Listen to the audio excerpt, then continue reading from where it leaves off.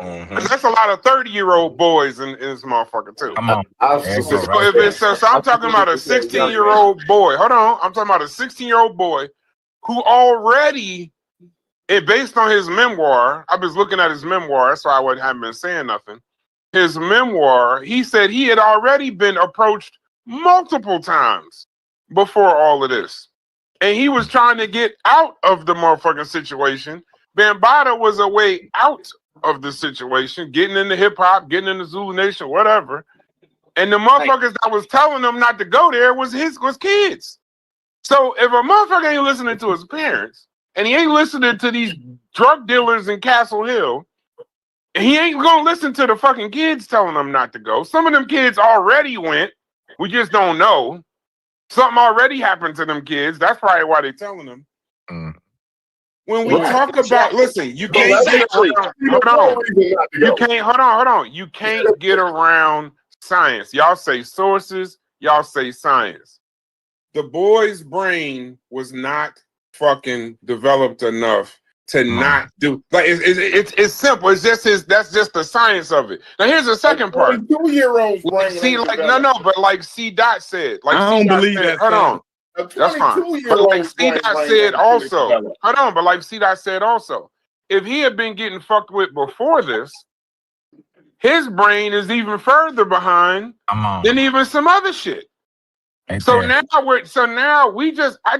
not saying that y'all saying that it's Bambatta's good and all that. That's not what my point is. My point is you remove the responsibility from the victim, bro. We did. He's a victim. No matter how you look at him. 16-year-old man, 16-year-old boy, growing up in Castle Hill, this, that, and the other. Just know that in that situation, there was a victim and there was a predator. The victim in no fucking situation, especially at 16 years old, is the person that we should be laying any fault on whatsoever. That's just my That's not the real world. That's not the real world, though. And that's the problem. Because we don't spend our well, fuck your reality. It's illegal for now. I had a job and everything at 16. Yeah, we don't send our children out here at 16 with no responsibility. We just don't do it. We think that my daddy didn't talk to me about sex. They gave me condoms. You can most certainly put an expectation on your child, but you can also have the. You can also most certainly have no expectation that you can tell your child at 16 every expectation, everything that you want them to do, this, that, and the other. And you are boo-boo the fucking fool if you think. No, you're not. Yes, listen to what I'm saying. Listen to what I'm saying, Chef. Before you go on, because you were Chef. You were 16. If you think you told that, if you telling your son, now you could believe it in your head, right? Since we're talking about reality, that when you tell your son, don't go out there, don't skip school. Do not skip school and be running around with them fast ass girls. Don't be skipping school, running around with them fast ass girls. When that boy up to skip is school next to the girl, and run with them fast ass girls, when that boy is with them fast ass girls, the last thing on the planet he thinking about is you. Bro, my mind was already made up before my parents in the conversation. When he in that room, or he's making that decision, this, that, and the other. You're not even in the conversation. We already studied the brain. Hold on. We already studied the brain where the motherfucking at 12, 13, they start listening to outside sources just as much as you. So now this is science. So if y'all telling me that somehow y'all know something more than the shit that's already been studied, then now y'all bugging the fuck out. You don't gotta believe it. I'm not saying that. Right. I don't believe that shit ain't the gospel. I don't say you ain't the gospel. What are you talking about? I'm gonna take what you saying over the science. Hey, Chef McCoy,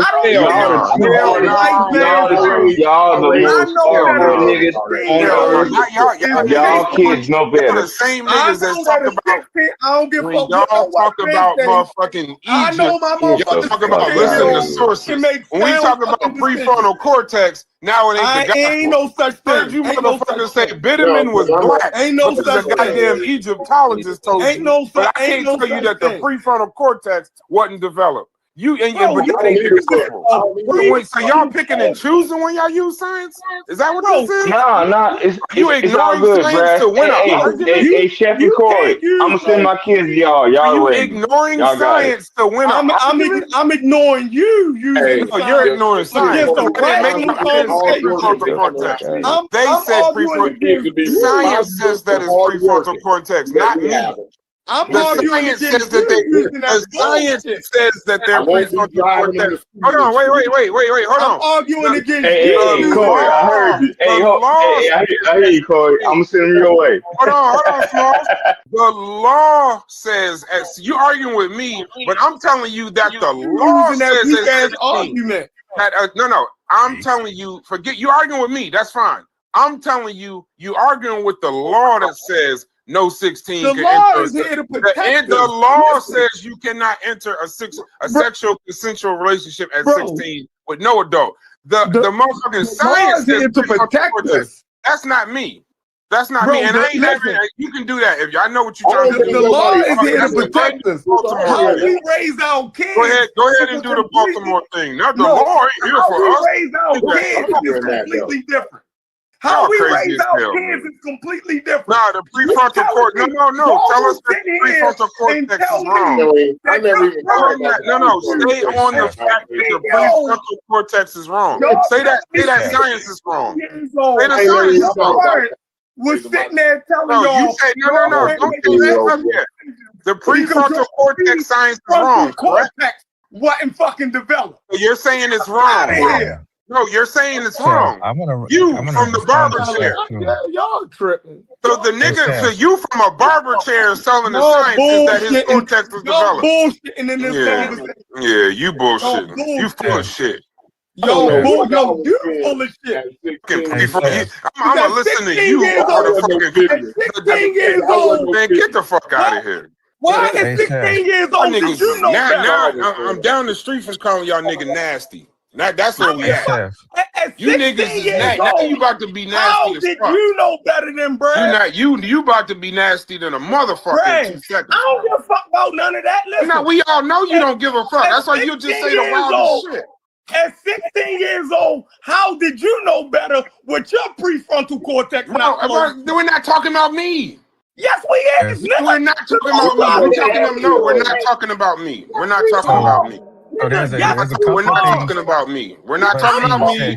We're not talking about what you would have did. We're not talking about y'all, because if you want to have a real conversation, Chef, no, since we having a real conversation, Chef, listen to this. It's 1, 2, 3, 4, 5, 6, 7, 8, 9, 10, 11, 12. It's 13 minutes here. Nobody in this motherfucker is going to admit, no one is going to say, other than I guess Ron Savage, that at 16 something might have happened to them. So we don't know what you motherfuckers would have done in that same situation because the only one that admitted to it was Ron Savage. So he the only motherfucker that's been molested. It's a lot of niggas that admitted to that. Ain't nobody. I said in here. No one in here is going to have that conversation. So when we keep talking about what you would do and what your situation is, and it wouldn't have happened to you. No, I'm talking about your situation. No. Not mine. No. Of course you're not going to talk about you. Of course. I'm telling you. You're not going to talk about you. Of course. I fully expect you not to talk about you. No, at 16, y'all saying there was something wrong with y'all No, I'm saying there's something wrong with every 16-year-old human's prefrontal cortex. I'm saying it's every 16-year-old, Chef, you're misconstruing. Every 16-year-old, you crashing out. You're misconstruing this, bro. Y'all prefrontal cortex. You crashing out. You just to prove an argument, you crashing out, bro. Chef, mine wasn't misfiring. You crashing out, brother. That's the thing, Chef. You're misconstruing what's been said. Now, what you're revealing and what Corey is revealing is that y'all family structure actually did something right, particularly for y'all.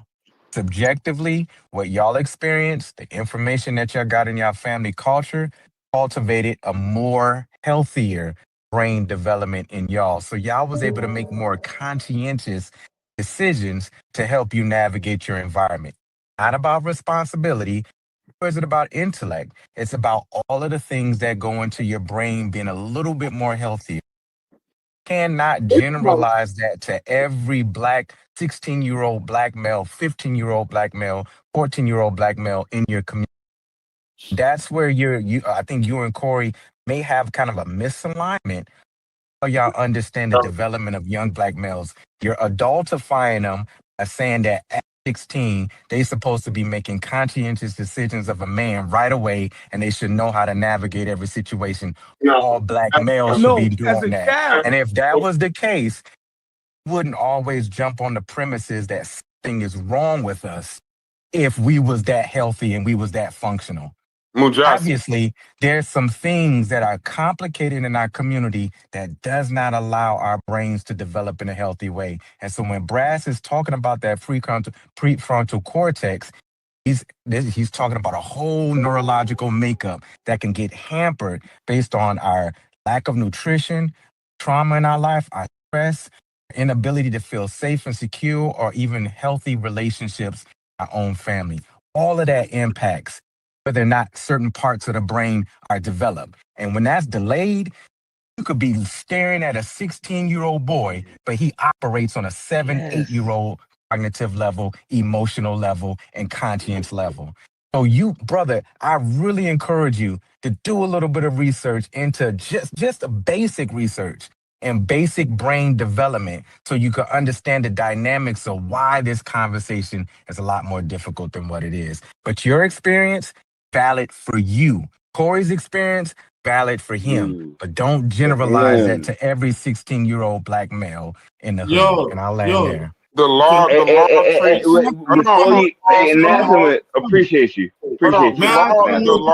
The law treats children as inherently vulnerable and unable to understand the long-term consequences of sexual acts, especially when power, fame, or trust are involved. So even if a child appears willing, it's still statutory sexual abuse or child molestation by definition. That's legal. Psychologically, children and teens have undeveloped prefrontal cortices, which means they are more impulsive. They struggle to judge risk, manipulation, and long-term harm, and they trust authority figures, especially those who offer attention or validation. Predators exploit those traits, groom victims slowly until the boundaries blur. That's why society places the full responsibility on the adult in the situation. So in his particular case, he admits that he's already been approached numerous times before that. Fucking Reggie already agreed that he grew up in fucking Sodom and Gomorrah. Castle Hill was a fucking food desert. It was a breeding ground that wasn't going to stop something like a kid saying, hey, don't go down there. That meant nothing compared to all the other shit that he had going on. Nothing. Can I tuck a little bit under that? And yes, I want to tuck something in under that. If you want to use age as a way to determine a child's ability to think and navigate his environment, you're always going to grow wrong. Go ahead, brother. I'm sorry. I just wanted to add in a story because, like I said, Yes, all sir. my family, the majority, my mother's side of the family is all from Bronx River Projects specifically. And a friend of mine, the reason I even knew about what happened or whatever with Bambatta, I found out shortly before, you know what I'm saying, everything blew up about the type of dude that Bambatta was. Because I always praised the dude. Like, yo, he was one of the staples in Bronx River Projects. Like, he literally brought, like, my uncles used to be spades. They used to be gang members. And they stopped gangbanging because of Bambatta. So I had a partner of mine, a little bit older than me, that told me about his situation with Bambatta. He was invited over there on some music shit.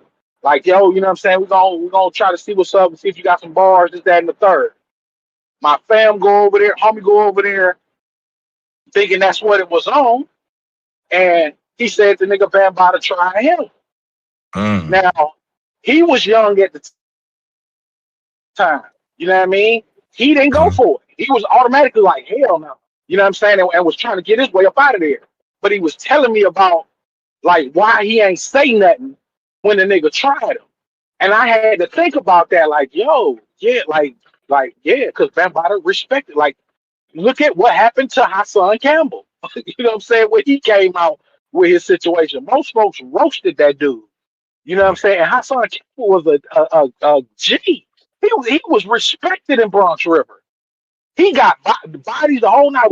The definition of go out there and get it in was Hassan Campbell, and people respected him like that in Bronx River back in the day. A lot of people did. I know a lot of people that beefed with him also, that couldn't stand him and hated his guts. But when he came out with that story, it verified and validified what my partner was already telling me. Because like I said, all I had was what he was telling me happened to him. So I'm like, nah, damn, bro, that's crazy. But then other stories started developing. It's like, oh, well, no. It's some truth to this. It gotta be some truth to this. Because of the fact that he was just so well respected, not only loved, but also feared in Bronx River. Not only just Bronx River, but in the whole Bronx, Bronx, in the whole Bronx, whatever you call this, borough. Burrow, yeah. So yeah, so it's like that's why I kind of, you know what I'm saying? It brought me out to say, like, yo, Chef, what you saying is crazy as shit because I knew thorough people that mess with Bambaataa just because of the fact that they was on some, oh, well, yeah, I'm going to be able to get out the hood messing with dude. Oh, this is going to put me where I need to be in the music game messing with Right dude and this, there. that, and the third. They didn't go over there thinking, oh, well, yeah, I'm going to go over here to go get molested or I'm going to go over here to, you know what I mean, suck this nigga off. None of that type of weirdo shit. Like that wasn't their mindset. That's what he was on. So for me to say that, like I said, even if you want to say, dude, the 16-year-old dude, Ron or whatever his name was, if you want to say he knew better than to partake in it, to be a subject of it, then I would agree with you on my like from my point of view. But I can't tell you what that nigga was going through. What he felt like, oh well, shit, maybe if I like 16 years old, bro. We talking about a kid. We're not talking about no grown man. We're not talking about nobody who done experienced life. We're talking about a 16-year-old. So I'm not gonna hold that against no 16-year-old. I'm gonna hold that against the adult that was the predator that went out of his way to get young kids over there. And the way that he did it was through his reputation and what he did in the music game. Everybody respected him. Like I said, even me, and I'm not from there. I'm from Georgia. I was born and raised in Georgia. But I still had hella respect for Bambatta and the Zulu Nation because of what my family always told me about them growing up.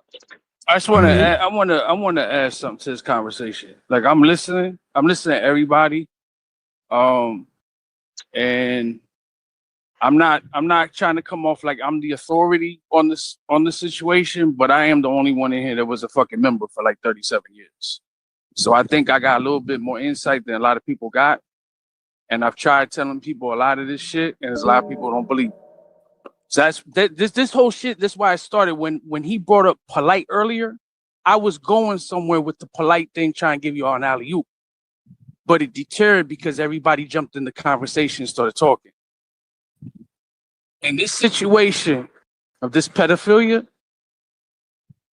number one, the only people that's come out publicly that people have seen by face is Hassan and Ronald. John Doe, I know John Doe. John Doe's the one who won the case in court, and Bambatta is now is classified as a pedophile. Unfortunately, Zulu Nation did not get registered as a pedophile organization. That's a whole nother subject.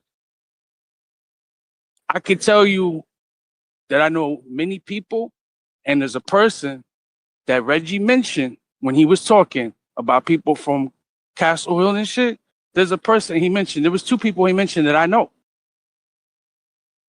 And one of those people, or one of the people that came out with John Doe saying that they were molested by Bambatta. And this dude is like in his 50s. He's like Reggie's age. Number one, when I look at the shit, where was the fucking parents? Number They wasn't two, told, bro. there was lack of parentalship, right? There was an issue evidently in the community. So now we're talking a communal issue, a social issue. And number three, Brass is totally 100% right. Listen, I don't like Ron Savage. Ron Savage recanted everything he fucking said and totally went against the grain for $1. And that's just the facts. And I have the audio to prove where he was bribed $50,000. So if it didn't happen, then why were you being bribed? And also in that same phone call, it was Biggs,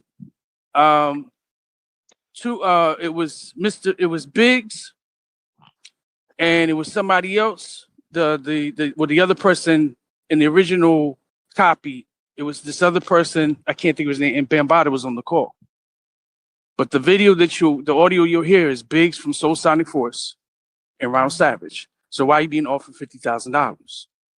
Why are you being told by Mickey Benzo, who used to be the manager for Fat Joe, Mickey Benzo, who was the manager for Ice-T, Mickey Benzo I've met, Mickey Benzo, who was a correctional officer at Rikers, Mickey Benzo that was on the Breakfast Club after this audio of him was leaked, was on the Breakfast Club admitting that he was a corrupt correctional officer in Rikers Island that used to beat inmates and was fired.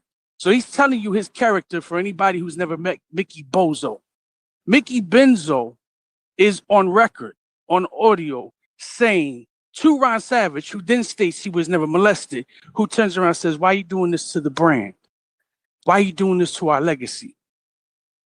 This shit happened because you have individuals that they themselves were molested by Bambatta. Number two, you had individuals, one hand washes the other. Oh, this motherfucker here, he likes to suck boy dick and he likes little boys. But guess what? Bam knows that I got some bodies. Bam knows that I got some armed robberies. Bam knows that, yeah, he was going after little boys, but I was going after little girls. One hand washes the other. Then you have the fact of individuals that were just scared to say anything because of their life. John Doe, one of them. John Doe, who lost his relationship over this shit, his marriage. You know, people lost it. Like my friendships have ended over this because of the position I took. Because when I found out, the day I found out that Lance Taylor was homosexual, guess who was at the Universal meeting giving a dissertation? Reggie. It was at that Universal, May 2015, that I found out officially he was gay. I didn't know he was a pedophile yet. The next month, June of 2015, all the way to November, I'm finding out from Black Spades. I'm finding out from people in the industry, the rap industry. I'm finding out from that he's a fucking pedophile. And all this shit start making sense. It all starts coming together. Why was there no green light when he was stabbed? And who stabbed him? And why did they stab him? And when they stabbed him, they didn't stab the second founder of Zulu, Ahmed Henderson. Why was there no green light given? Why was it the day he was stabbed, 3 days later, because that was a Sunday, so Monday, Tuesday, Wednesday, the meeting, our first and last Wednesday in the month meeting, Bambatta is there there. Ahmed Henderson is there with an arm sling. And you didn't even call for a private meeting. It was an open meeting, and it was a meeting that the founder, this man that some of y'all made fun of and say, oh, you bodyguarded him, that motherfucker who I put my life on the line defending, that motherfucker did not even address why the fuck he was stabbed and what happened. It wasn't talked about. And it was Ahmed Henderson that towards the end was trying to tell me what happened. And I do know that they were stabbed. But guess what? It was Ahmed Henderson telling me that they were stabbed, that it was Ahmed Henderson that is documented, that he stated that Lance Taylor was not stabbed, that he had chest pains. And how could he have got stabbed if he performed at Radio City Music Hall after the stabbing, which I think was like a Monday or Tuesday? It's true. You could get stabbed and go to the I got stabbed in my leg. I got 26 stitches in my leg when I got stabbed. And I came out the same day from being stabbed with a bar in my leg. So just because you get stabbed doesn't mean you can't go home that same day. So there's a cover up. There's a definite cover up. Yeah.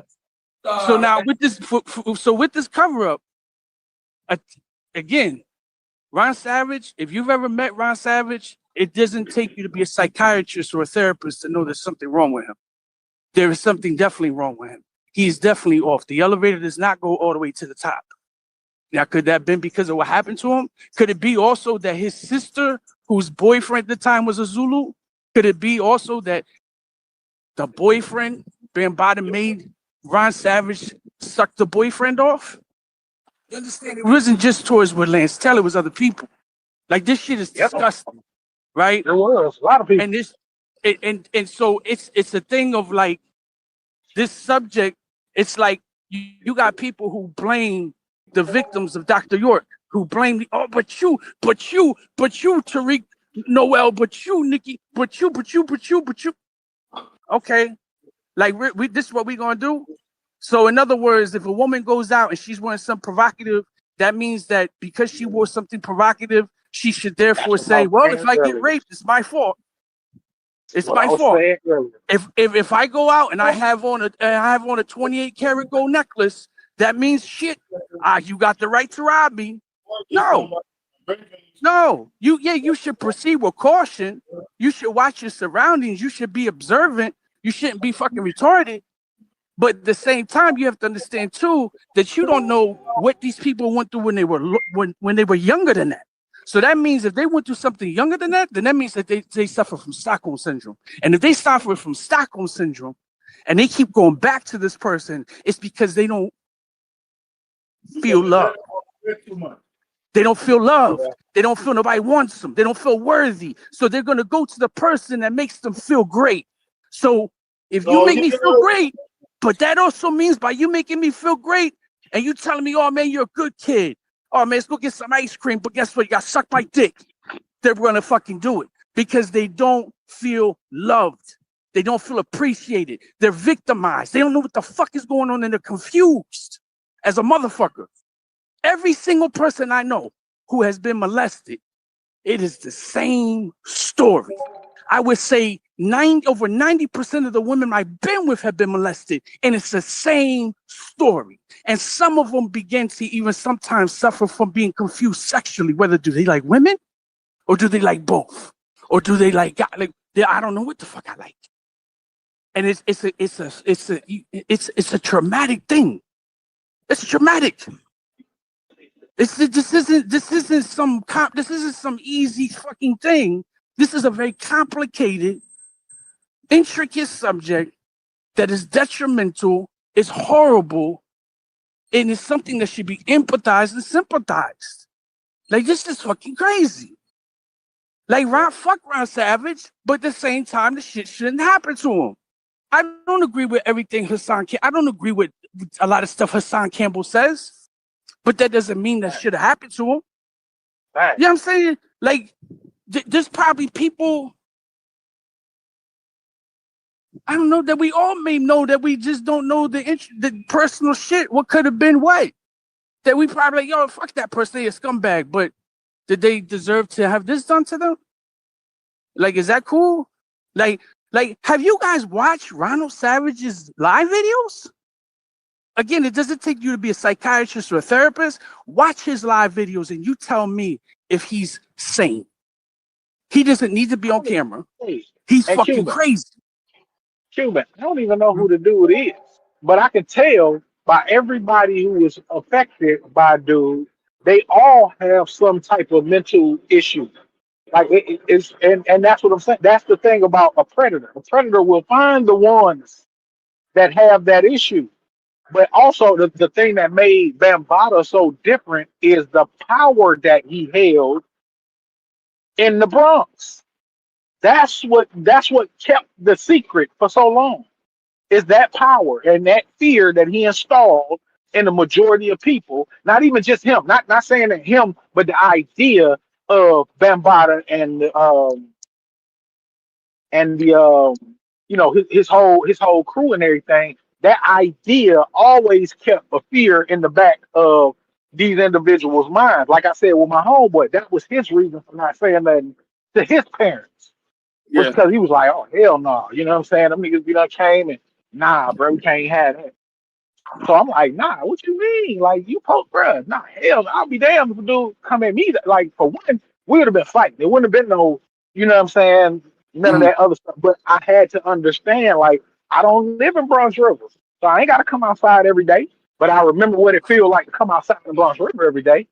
It ain't Listen, no, it ain't if you take land. if you record the video where me and Inky was on 125th and he starts clowning me about my Zulu Nation tattoo that I used to have on my left hand before I tattooed that bitch over, everybody said, "Why were you quiet? Why were you quiet?" Because around that time is when I was finding out about the pedophilia. So why And would you I say would, something? I wouldn't say nothing because it's the same piece of shit channel with people that I'm telling you, your motherfucking master teacher's a child molester, your Dr. Pork. And y'all sit up here and support him. And you think that you're going to believe this spit Cuban? And I'm going to turn around and tell you that Africa Bambatta, who's considered the second founder of hip hop, a founder of an international global hip hop organization that preserves the culture of hip hop, is a child molester. And you can't believe that this same dude that's on video saying pleading guilty is guilty. So I had to suck that shit up. And not only I had to suck that shit up, I had to also be aware of my surroundings at that time because where I was living. Because they may not have been powerful like they were in the 80s and the 70s and the early 90s up to the mid 90s. But trust and believe me, you have people in it to this day that will get you that will kill you. that will Now, get you. You're right. Hold on, TC Islam was killed. My brother TC was killed in 2017 in Georgia. No. What? Yo, Stoopies, we can't hear you. You have to fix up your mic. So let me say something, because I think there's a problem going on. There's still a mix up. Talk to somebody. Because I don't think. All right, go on, Stoopies. No, I wasn't done. I was just gonna make a last point. My brother was killed. TC Islam was killed in June of 2015 in Georgia, in Atlanta. Right? They caught the two killers. But guess what also happened with the police department? When myself and some other people contacted them to say you might want to go dig a little deeper, guess how they looked at it? We got the shooters, which they did get the shooters. But the question is, what was behind the shooting? Because it's just so interesting that at that time, there was 3 individuals of top position that happened to live in Georgia. It just so happens that prior to that, when he was living on Crescent Avenue in the Bronx, he was fleeing through the city, state to state to state to state to state. Why? Because he said some shit. And because he knew too much shit. And then he just mysteriously dies. That's all I want to say.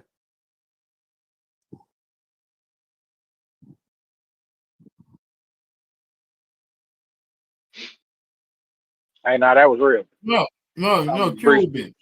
No, that was powerful when you just lay it out from experience. But what I think happened is the conversation switched to where y'all thought Corey and Chevron was trying to defend the pedophile, and that's not what was going on.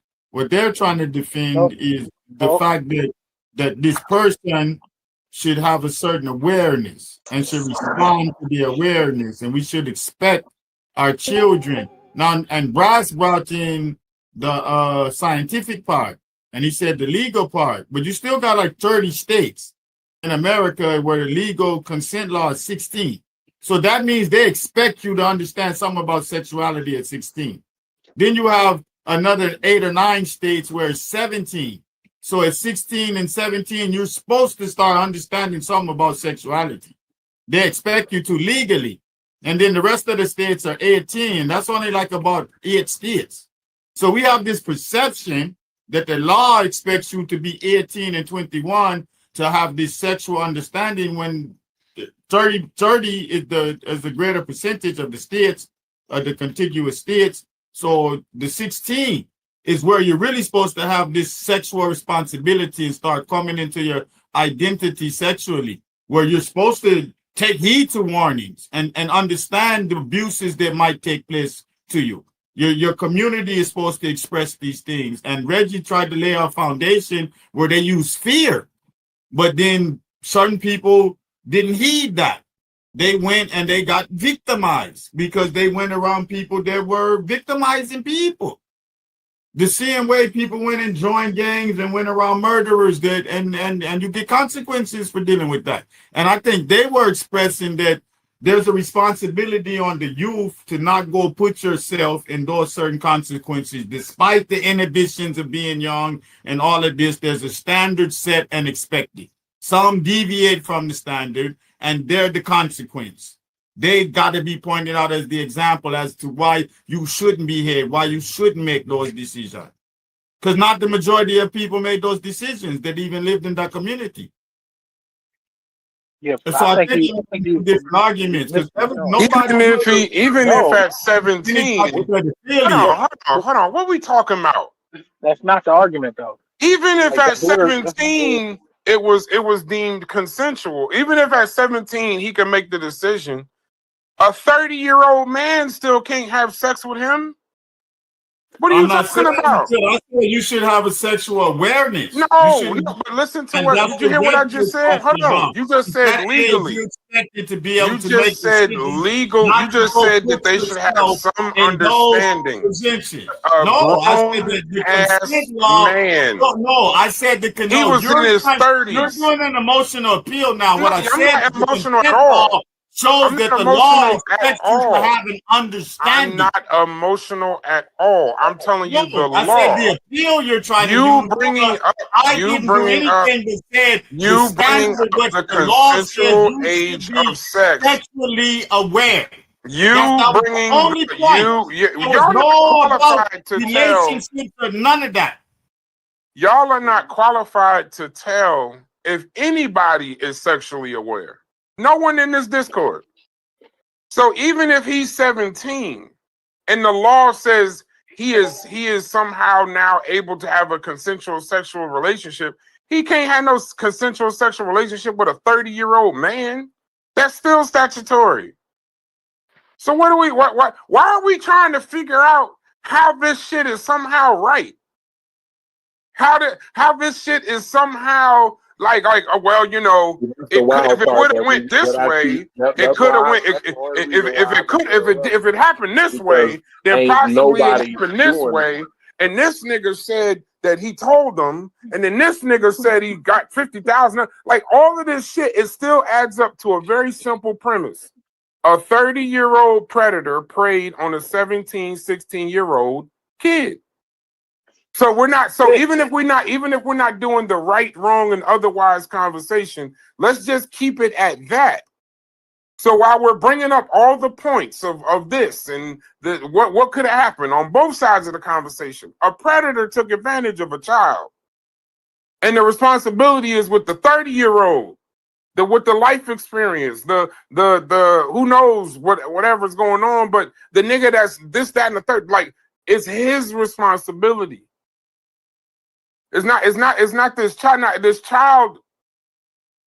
He's a child. Like I don't know. Maybe I'm not catching it. But now I'm hearing in some states it's 16, in some states it's 17. Now I'm starting to agree with logic.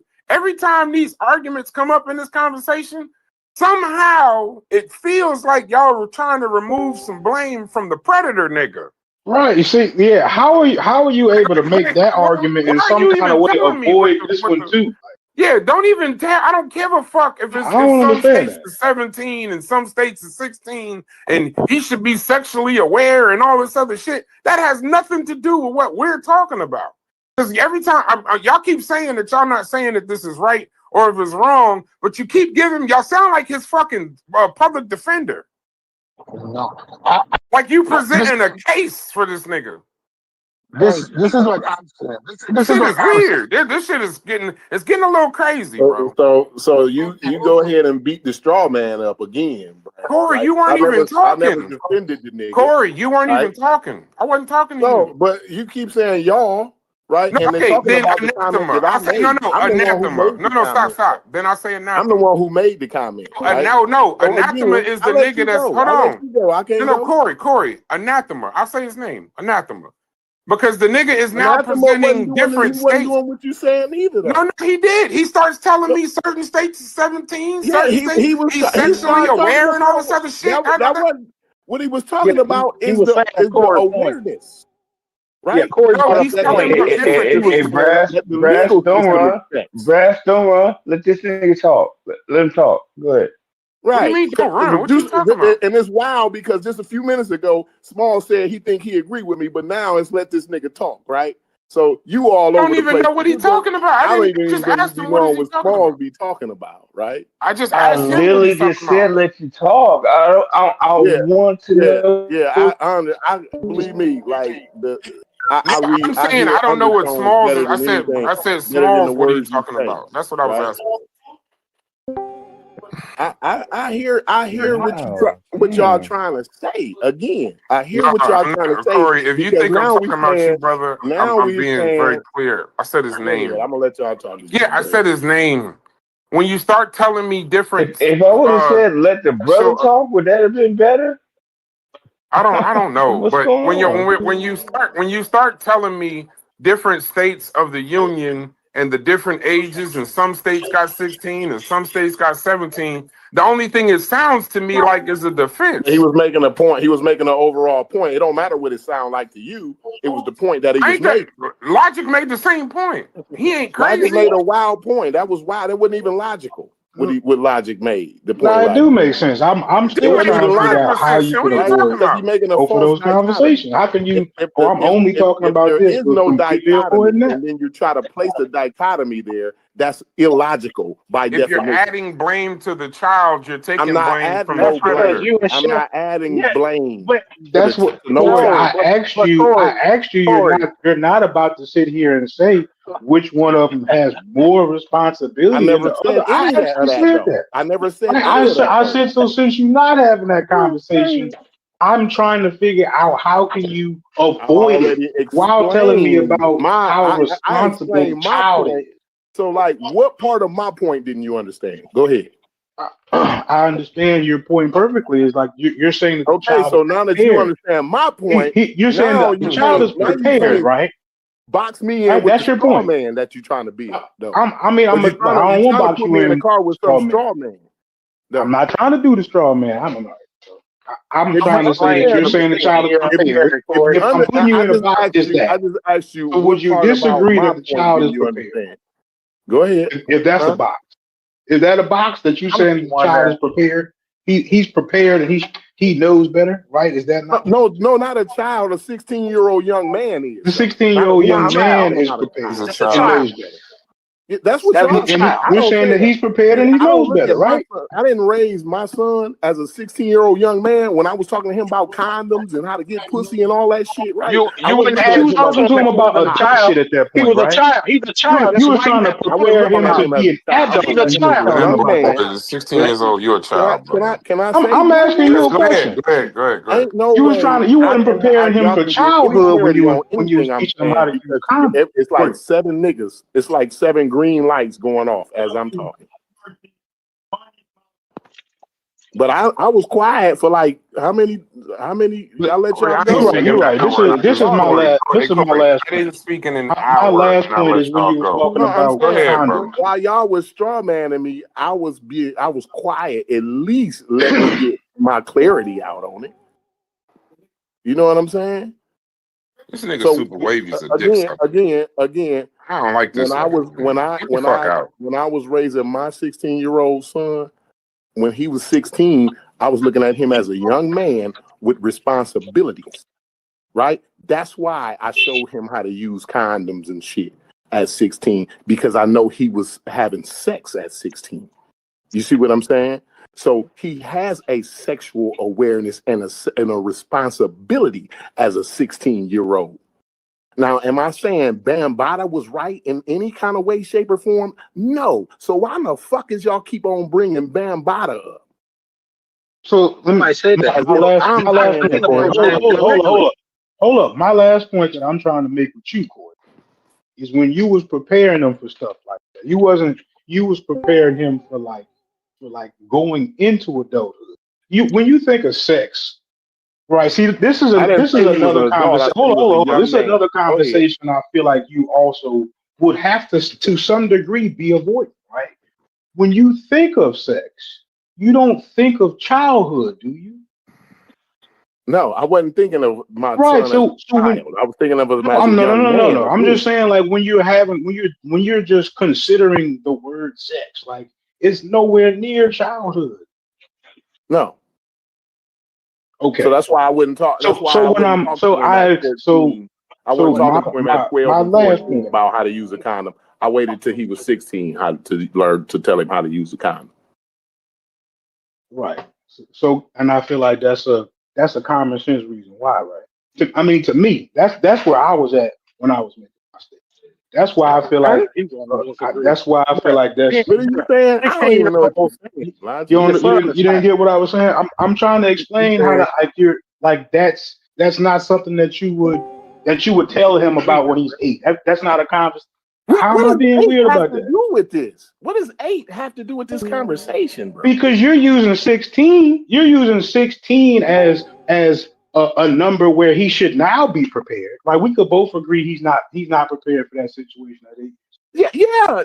He's already having sex. Right. So at 16, I don't even know. But what I'm gonna do is make sure he understands what's going on. Because I was. Why didn't you do it at 14? I was because I didn't expect him to be doing that at 14. Why not? Because he wasn't a 16-year-old. His mind wasn't. His mind was on 14-year-old. His mind at 14. His mind was on 14-year-old shit, right? Like trading tennis shoes and BMX parts off his bike. Right, but once he got 16, once he got 15, right, and then he got his own car. The summer that he was that he was going to turn 16, he got a car. Right, he was study with his girlfriend and shit. I knew at that point. I said, "Oh yeah, I got to make sure he know what he doing." I got to make can I say something, please? He understands young man. It's just another terminology. And for me, it's not the age, bro. I guess maybe I'm making a bigger emphasis on the experience. You trying to go to 8? You trying to ask me about 8? I ain't trying to go there. I wasn't trying to mess up what you were saying at all. I was trying to bring us to a place where we could agree, and I could use the word I want to use. I want to use the word experience. I want to use the word prepared, right? That's what I want to use. I don't want to use like they should just have enough. Let me say something, please. When would you get pussy? Can we finish our conversation? No, I want to know when was you get pussy? When was you start getting pussy, Logic? I got pussy I was 16. First time I got some pussy. Did your mom and them tell you them before you got some Hell pussy yeah, they about did. condoms and stuff? Hell yes, they did. Okay. So they expected you to have some type of awareness and responsibility about your sex, right? Yes. Okay, that's all I'm saying. That's right. And all I'm saying is like the reason like they didn't do it before that, right? There's a reason. You're talking about before it. Why? Why are we talking about before? Because we're talking about childhood, right? You're using the number. We're talking about one specific person. I'm talking about children here, Logic. We're talking about one specific person. You're talking about me. I don't even want to talk about children and sex in the same time. So why I don't want to go to 12 and 10 and 8 and we talking about sexuality like that's wild to me. I feel like there's somewhere in there you fighting me, and I feel like I should be making sense to you. I don't feel like I don't know where you're not. I don't. You're not. I don't know where I'm I'm sorry, I can't follow. Maybe somebody else following. And I'm let me say something. I'm a stupid guy. Go ahead. Let me say something. What I did originally was separate the argument. I separate Bambatta from the act. I said Bambatta is totally guilty. He's 100% guilty. I do not blame the young man any at all. Then I internalized and I said, let's say my 16-year-old son became aware of that situation. What would I tell him and what would I expect of my 16-year-old son? Not of the young man who got molested. And what information should my 16-year-old son have? So let's say somebody met in a car accident for drunk driving. Are you going to talk to your children now? You're going to explain to them about drunk driving. And they should have some level of awareness. That is what my countryman was trying to say. That listen, let's take the Bambatta situation and use it as a teaching tool to your 16 or your 15-year-old child. And you give him all the information that young man had, that people were aware of him being a pedophile in the community. And you ask your child now, what would you have done if given this information? If your child said to you, I'll still go to Bambatta house, you would have to admit that you have a retarded child. But nobody wants to argue like that. They don't want to take it. They want to argue it in the fullness. We know that he is wrong. We know that he's guilty. And we know that he should be buried under the jail, if not tired and lynched. But at the same time, when the situation arises and we're going to talk to our children about safety and how to recognize safety, and a child is told up front, a 16-year-old is told up front that, listen, this guy is a pervert. He likes little boys. And the child still got there. Nobody wants to talk about that part of it. They want to overlook it as a teaching tool. If we should use it as a teaching tool for our children. I grew up where you could have told us that at 10 and we would have stayed away from there. Yeah. We would have stayed away at 10. H2Ps, let me ask you a question. Yeah. So the way the story goes, because I'm reading this book. So this is his book is actually pretty entertaining. So it says he was 15 years old in 1980 when he first met Bambatta. He says that Bambatta had a cab pick him up from his school while he was cutting class and took him to his house in the Bronx.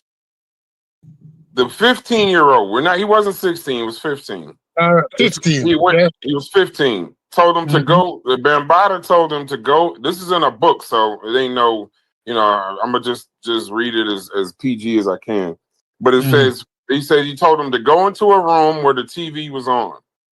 He said when he entered, Bambatta was nude and touching himself and asked Savage to perform sexual acts on him. He complied, confused, frightened, and wanting to belong. He says it happened multiple times. He estimates more than 5 occasions. It happened in Bambatta's car around his Castle Hill neighborhood. He says he didn't call for it. The adult contacted him, and he was in a vulnerable position. He says he's not seeking money. His goal is to have him answer why me and change laws around how long abuse survivors can come forward. So he quotes, these are 2 direct quotes from his book. I was a child. Why did he take my innocence away? Why did he do this to me? He said, I wouldn't contact him. Bam kept contacting me. He would call me at my house to tell me that he was coming over if I didn't answer the phone and come to the car. So I just want to say one thing about part of this. That's a mentally ill child. Now we know he was 15. That's a mentally ill child. And not only that, I'm not going to say, hold on. Wait, the argument, Brad, right fast, is that's what we keep arguing, is that this 16-year-old, 15-year-old was a child. That's what we keep. That's the argument. It's not about, it's not about Bambatta, because we already got Bambatta out the way. What we're trying to say is that a 16-year-old is still a child. They do not have a fully functional brain. No, wait. See that. I'm the one arguing that. No. That's what was being argued earlier before you even came back. No. Me and you That's are what I'm in saying. full lockstep. The reason why I keep bringing up Bambatta is because when you go to the law, and that's why I keep going to the law. The reason why I keep going to the law is because the law knows that, especially somebody like a Bambatta, somebody that he's beyond the position of authority in the Bronx. He's a damn celebrity. So you're talking about he's using his age, his influence, his experience, and his position of authority against a 15-year-old child. Now we're not talking about so let's remove 16. The man sent a cab for a 15-year-old kid cutting school and got him into his house and molested that child. And we are somehow saying we're somehow saying, not we are somehow saying the statement, I can't feel nothing but pain for that now child. You got to admit that that's not how the story was told to me, though. No, I know that. No, I know that. So don't say that now we are arguing this, because that ain't, you was on the panel. No, I'm saying now we're arguing. Corey, I don't know what's going on with you, Corey. I don't think you support molestation. I don't think. Hold on. Wait. Let me say this. Let me say this though. I'm not saying that y'all supporting molestation. I'm not saying y'all supporting pedophiles. I'm not saying y'all supporting Bambatta. So anything that I'm saying. So when I say now we are arguing this, I'm saying now with new information. I'll add words to it. Now with this information, with the information of the actual fact of that he was actually 15. And that Bambatta, the first encounter was actually Bambatta sending a cab for this child and getting him into the house and cornering him like that. I'm saying now that we got this information, what are we saying? Are we still saying the same thing? But stop. I want everybody. It's a whole different story now. It's a whole I'm just saying. But see, now Stu Pease is still saying he's mentally ill. I'm saying he's 15. I'm saying he's mentally ill. I'm saying he's mentally ill. And the reason why I'm saying he's mentally ill is because he went back 4 more times. He's 15. No, he's a boy in the Bronx at 15. Damn, he was starstruck. He was licky. From 14. He would just disagree. From a boy is 14. Hey, bro, I'm gonna tell you this. Then the Bronx must got a bunch of retarded kids, because based on the allegations, this nigga been doing this shit for 50 fucking years.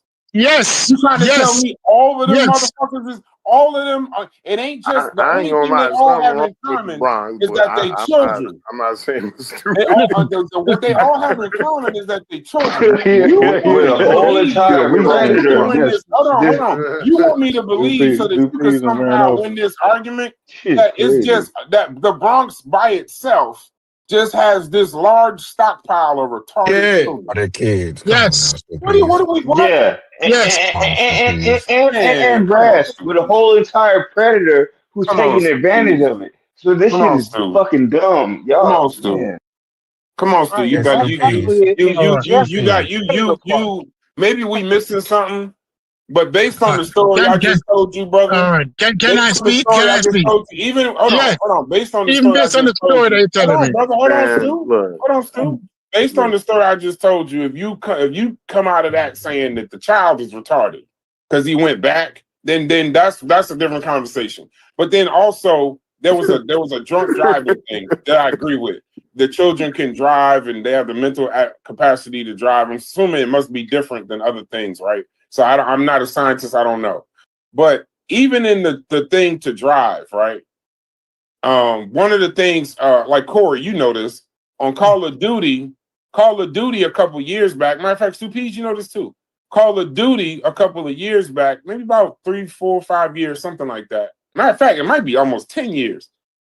They were getting damn near dragged into court because in them lobbies, remember, there were kids, and I don't know if y'all know what a Call of Duty lobby is, but that's an actual term. It should be a definition term. Some of the worst shit I've ever heard in life, I've heard in a Call of Duty Xbox lobby. That's how you know kids know shit. Right. No, well, that's how you know kids heard shit. They don't understand it, but they definitely heard shit. From them they heard terrible things. I agree. But they started saying that they were going to change the lobbies, make the lobbies age appropriate for what's the name, because they didn't know that in these lobbies there was all this crazy shit going on. But then they started hearing about cases, Xbox, this is Microsoft, started hearing about cases of kids getting cornered in the Xbox parties. Now, obviously, you could just leave the party. If any of y'all ever play video games, there's nothing keeping you in this lobby. You can just press the button. There's nobody standing next to you, this, that, and the other.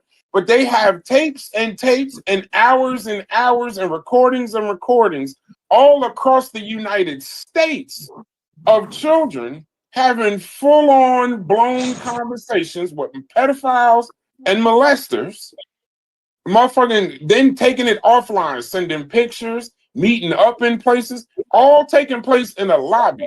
So if you telling me that this can happen in an Xbox lobby all across the United States, where these non-consensual molestation relationships can take place, and then now you telling me that he sent a cab for a kid and got him in the house, bro, it's not a stretch. He don't got to be retarded. He's 15 years old, bro.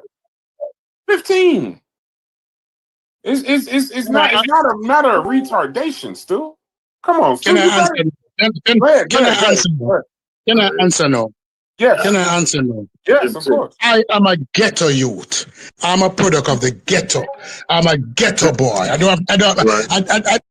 I said it a million times. I never grew up sheltered.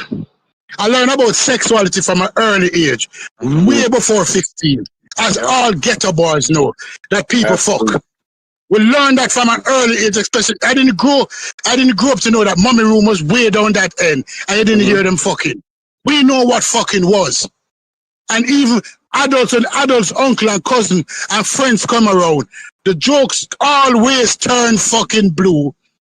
And it always make reference to sissy and gay as being demeaning and belittling. From an early age, we're not. People in this room now going to go and try to cut me.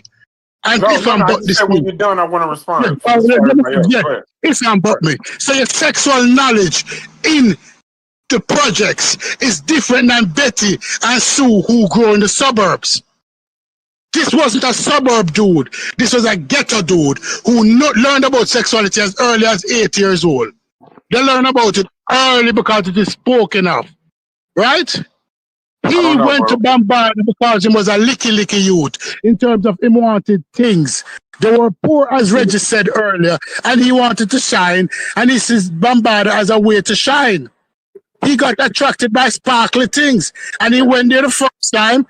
Bambatta sent for him, he was trapped, and he sucked some dick. And the second time, he wasn't trapped anymore because he knew that he was going to Bambatta, and he sucked dick the first time. So he's going back to suck dick the second time. And he went back and sucked dick the third time, and the fourth time, and the fifth time he sucked dick. This is a 15-year-old boy. We're not talking about a 15-year-old girl. And we're not talking about a sheltered dude now. We're talking about a dude who's going in the ghetto. Hold on. Let me respond.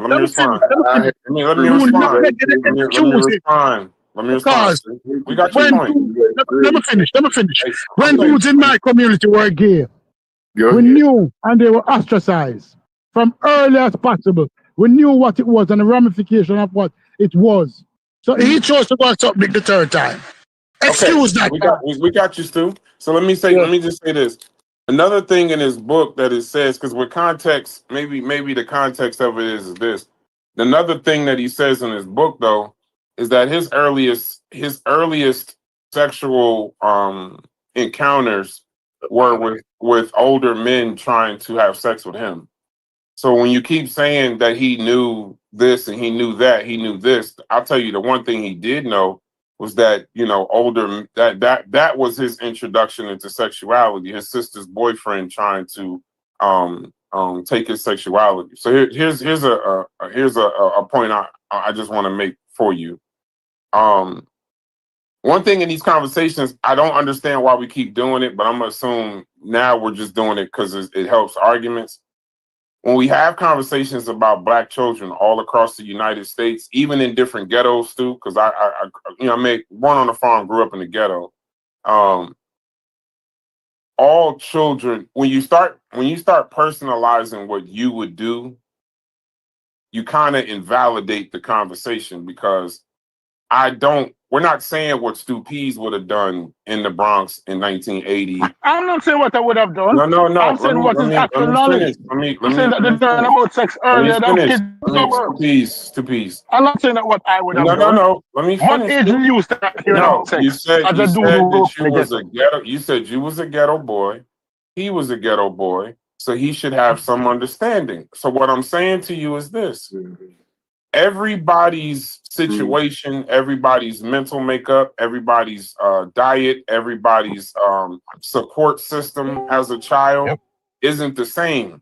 So when you start saying what you would do, you may have been a ghetto boy, Stu Pease, but you was a shatta. So based off what I know about shattas and based off what I know about Jamaican culture and homosexuality, Bambatta would probably be dead in Jamaica.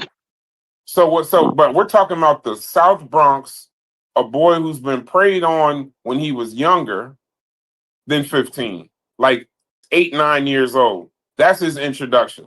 He lives in a community, based on what Reggie told me, full of fucking predators. Listen, I don't got to describe it that way. Rewind the tape. Reggie described it that way. Everybody was doing this, and it was all understood. So much so that Bambatta, based on what Reggie said, Bambatta would drive around with a van to pick up children. And Reggie had to go get his brothers and told them what was going on. The brothers come outside, say, you could do whatever it is that you're doing, just don't do that shit here. I don't know how that protects Ron Savage, but I guess it just protected it from not happening in Castle Hill. But he did get picked up from his local school. And when that 15-year-old is in the house with this grown, nasty-ass predator, based on what he's saying, when that 15-year-old is in the house, then at that point, his mind is so. I'm just picturing a kid being preyed on since 8 years old. Like, so you can't call it. He's traumatized. I don't consider that retarded. This is a kid who his sexual knowledge is grown men trying to fuck with him, and now he's in a relationship with another. Now another grown man, probably his idol in the Bronx at the time. We talking about Bambatta, head of the Zulu Nation. His idol at the time now did whatever, told him whatever, like he allegedly has told hundreds of other men and young boys, leaving cookies on the bed and all kind of wild shit. So now he's in a relationship, per se, with this grown-ass fucking man. And if you're blaming the child for going back 5 times, what about the fucking adult that's letting the child come back 5 fucking times, or the first time? We're done. That's settled now. That's settled now. Because I know this Bambatta should have been killed. That's settled now. I settled that. I'm addressing the young man, and I said that he had mental health issues. And based on the history that you just displayed or you just reported, 8 years old, traumatized, that's signs of mental health disorder. I work in mental health, and I call it like I see. That's mental health disorder. We cannot deny it. Based on his history and the experience that he had, he must have had a mental health disorder. He must have had other issues. He must want to feel significant. That's why Bambatta was so easily nursed him in the situation that he was with. That's a mentally disturbed child. Bambatta took advantage of a mentally disturbed child. And even if we listen and look at him today, we realize that he still has mental issues. But we cannot deny that. Yeah, but retarded is retarded in the term that I was understanding you to say it was that it was something wrong with him from the start. I'm saying he might have been a normal. I'm saying he might have been a normal child with these grown men trying to fuck with him damn near his whole life. I don't mash up his mental. That's what I mean. He's mentally disturbed. Okay, then. Okay. Right. Okay.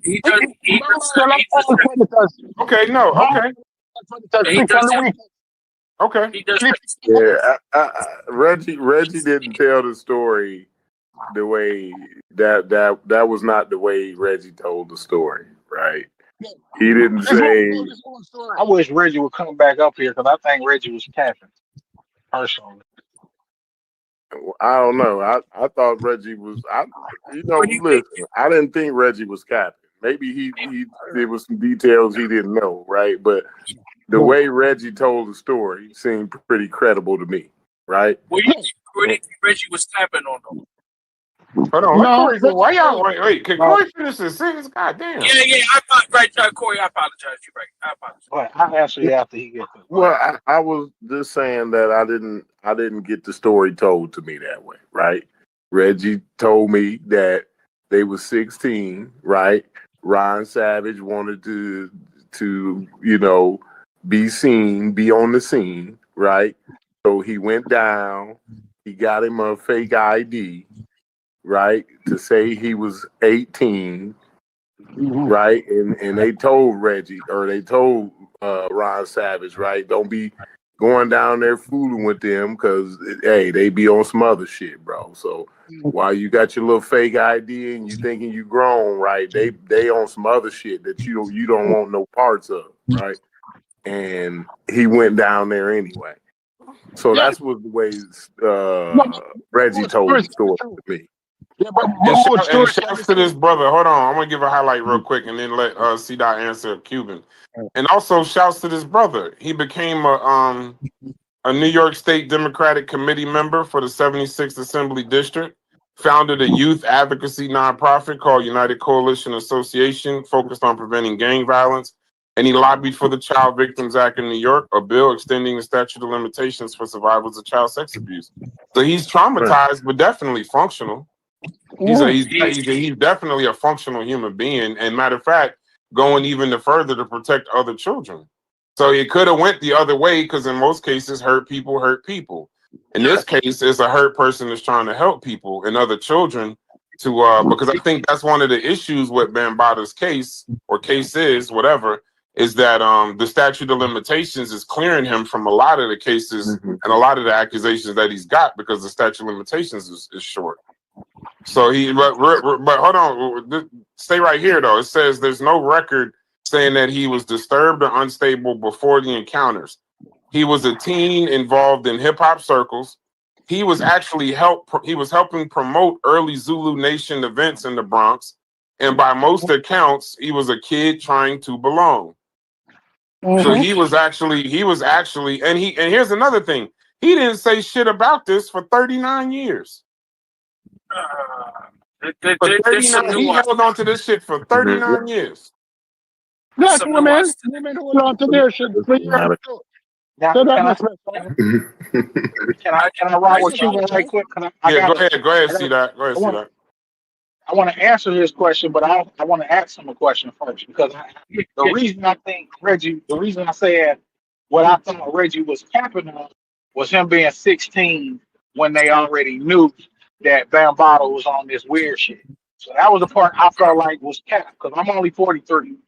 You know what I mean? And like I said, it took a long time for me to even know that, you know what I'm saying, for me to hear the stories, you know what I'm saying, about something weird about Bambatta. So if he heard it at 16, then I'm like, that's the part where I'm like, that sounds capped. So the question I got for you, Cuban, is because you know what I mean, you was part of the Zulu, was it something that you was hearing back then at that? Like, I'm assuming that's what 40 years ago. The only thing that I heard that a lot of us that left that we've spoken about is I heard as a teenager that he was gay. Not that he was a pedophile, but he was gay. Okay. Right? And so a lot of us didn't believe it. And I'm going to tell you why I didn't believe it. I didn't believe it because I was blind to certain shit. Right, because I was caught up in Africa Bambatta, the second founder of hip hop, creator of the Universal Zulu Nation, Hip Hop International Preservation Culture Hip Hop Organization, blah blah blah, right? And RBG flag, red, black, and green with a key, you sissies and all that shit. Okay, now the other thing was that I was like, okay, he comes to the meetings, I don't see him with a woman. Maybe he wants his private life private. Maybe he's single because he travels. Maybe he got global women. that's how I looked at it. And I looked at it as just people just hating on him in the sense of his contribution to hip hop. Not so much of a thing hating on him financially, like he's on a Jay-Z level economically, but in the sense of his contribution. That a lot of people wish they could have done that, right? However, that changed the day I left, the day that Reggie was at the meeting. Because I had left, and I'm on record stating this in the documentary, so this isn't something I'm making up. I was one of the 4 national spokesmen, and I no longer wanted to position because I was the only fucking spokesman doing anything with the spokesman position. And I felt that the department wasn't doing their end of the deal. So I had presented a question. It was to Ahmed Henderson. It was to Muhammad Islam. And there was a brother named Malik that was alive at the time. And there was another brother named Prince that was there. And Ahmed said to me, the second founder said that I want to put you in charge of internal affairs. I want you to report back to me about what's going on in these chapters. And I told him no. Because if the hierarchy in the organization was doing what they were supposed to do, this would trickle down to all the members. You would be leading by example. And I didn't join this to report back to about any of this, right?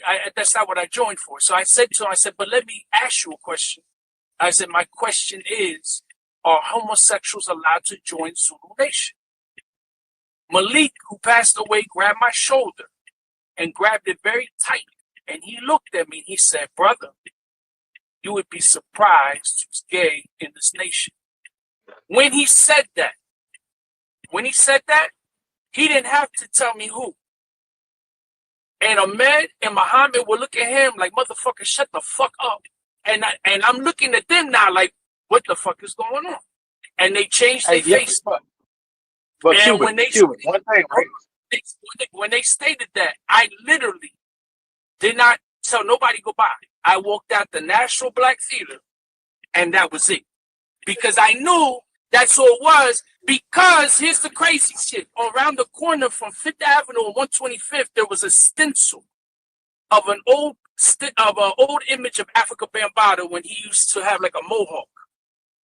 Right? There's like a picture of him where he has like a jean vest on and medallions, and he got this mohawk thing going on, right? And on the stencil, beneath it, it said 13 years old, Yonkers, New York. And I'm weeks. And I'm telling the other, I'm like, yo, who put this shit up? Because evidently they're trying to say he's a pedophile. And I'm heated. So now some other brothers got heated by this. We're trying to figure out who was the person that put this stuff. It's never going to break their fucking legs. Well, lo and behold, it was all true. It was all true. Okay. Yeah. So, and see, now, can I ask you a question, C-Dot? Real quick. Can I ask you a question to help the conversation? I just want to ask you a question. Yeah, now, sure. Well, I just want to throw No. Hold on. We got your point, Cuban. Well, you'll be able to speak again. This question is for C-Dot. Go ahead, Cuban. Go ahead. No, it was in regards to when you were reading about Ronald Savage. Okay. Now, yes. No, don't do it then, because you're gonna change the subject. Bring that up in a second. I just stay right here because I need both of y'all for this question. Okay. So C-Dot. Okay. I didn't understand what you meant when you said Reggie was capping, but I got an even better question, right? Cuban, when was you in the Zulu Nation? It's a 2 or 3 questions to get to my question.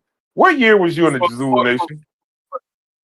I'm 47, so I don't want to know all that. So what year? 14 and 37. No, what year? That was like what year? 80 something, 90 something? Like 91, I think. Okay, so 91. So see that. Let me ask you a question. So this alleged, and this is for you too, Cuban. This is where I'm trying to see where you saying Reggie's capping. And then I'm reading Ron Savage's book. If Ron Savage say this happened in the 80s or 1980, and then also Reggie's describing the Bronx as this just a sexually disgusting fucking place, right? But so basically we talking about from the 70s So 10 years before Ron Savage, basically, all through the 70s, 80s.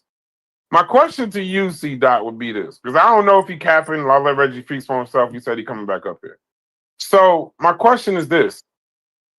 If everybody in the fucking Bronx knew what the fuck Bambatta was doing, I mean, driving around in vans, picking up kids, leaving cookies at the edge of the bed, all kind of wild shit. We talking about the 70s and then the 80s.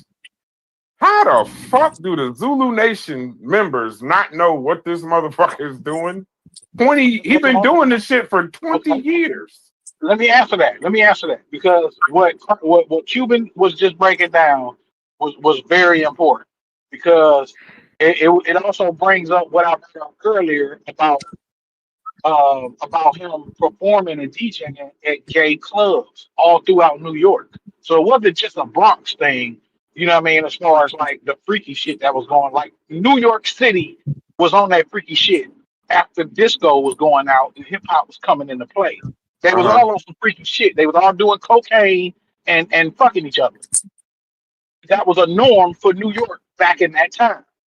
So my issue was the reason I was questioning whether Reggie was capping or not, Cuban kind of also helped out on because I had heard that he was gay. No, that was something that was heard that he was gay because one reason was because he was doing all of these performances at these gay clubs. So my thing was he was doing this. He's been doing it for 20 years. Because gay and child molestation is two different things.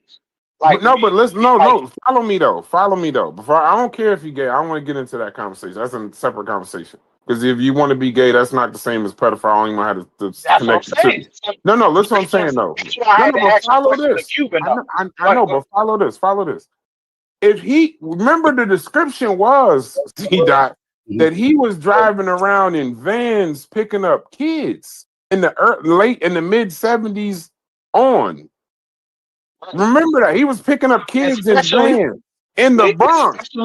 Right, you're right. Because how in the hell in the 90s when Cuban is in Zulu Nation, how do y'all not know that this dude is a pedophile? What are we just blindly looking? Listen to what I'm saying, bro. Okay. It's because he was connected to the youth already. So Bambatta was already connected to the youth through his gang intervention shit. So he was already connected to the youth. So nobody put two and two together, I'm assuming, because I didn't. You know what I'm saying? Like I wasn't in New York at the time.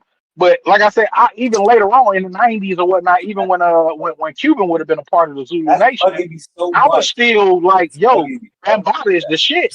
Bambatta is the truth. Bambatta is Bronx Rick. So Newport 100. Mute my logic. Yeah, slow down on the cigarette. Yeah, that ain't me, nigga. I'm muted. But I'm saying, I said I'm muted. I ain't muted. That ain't me.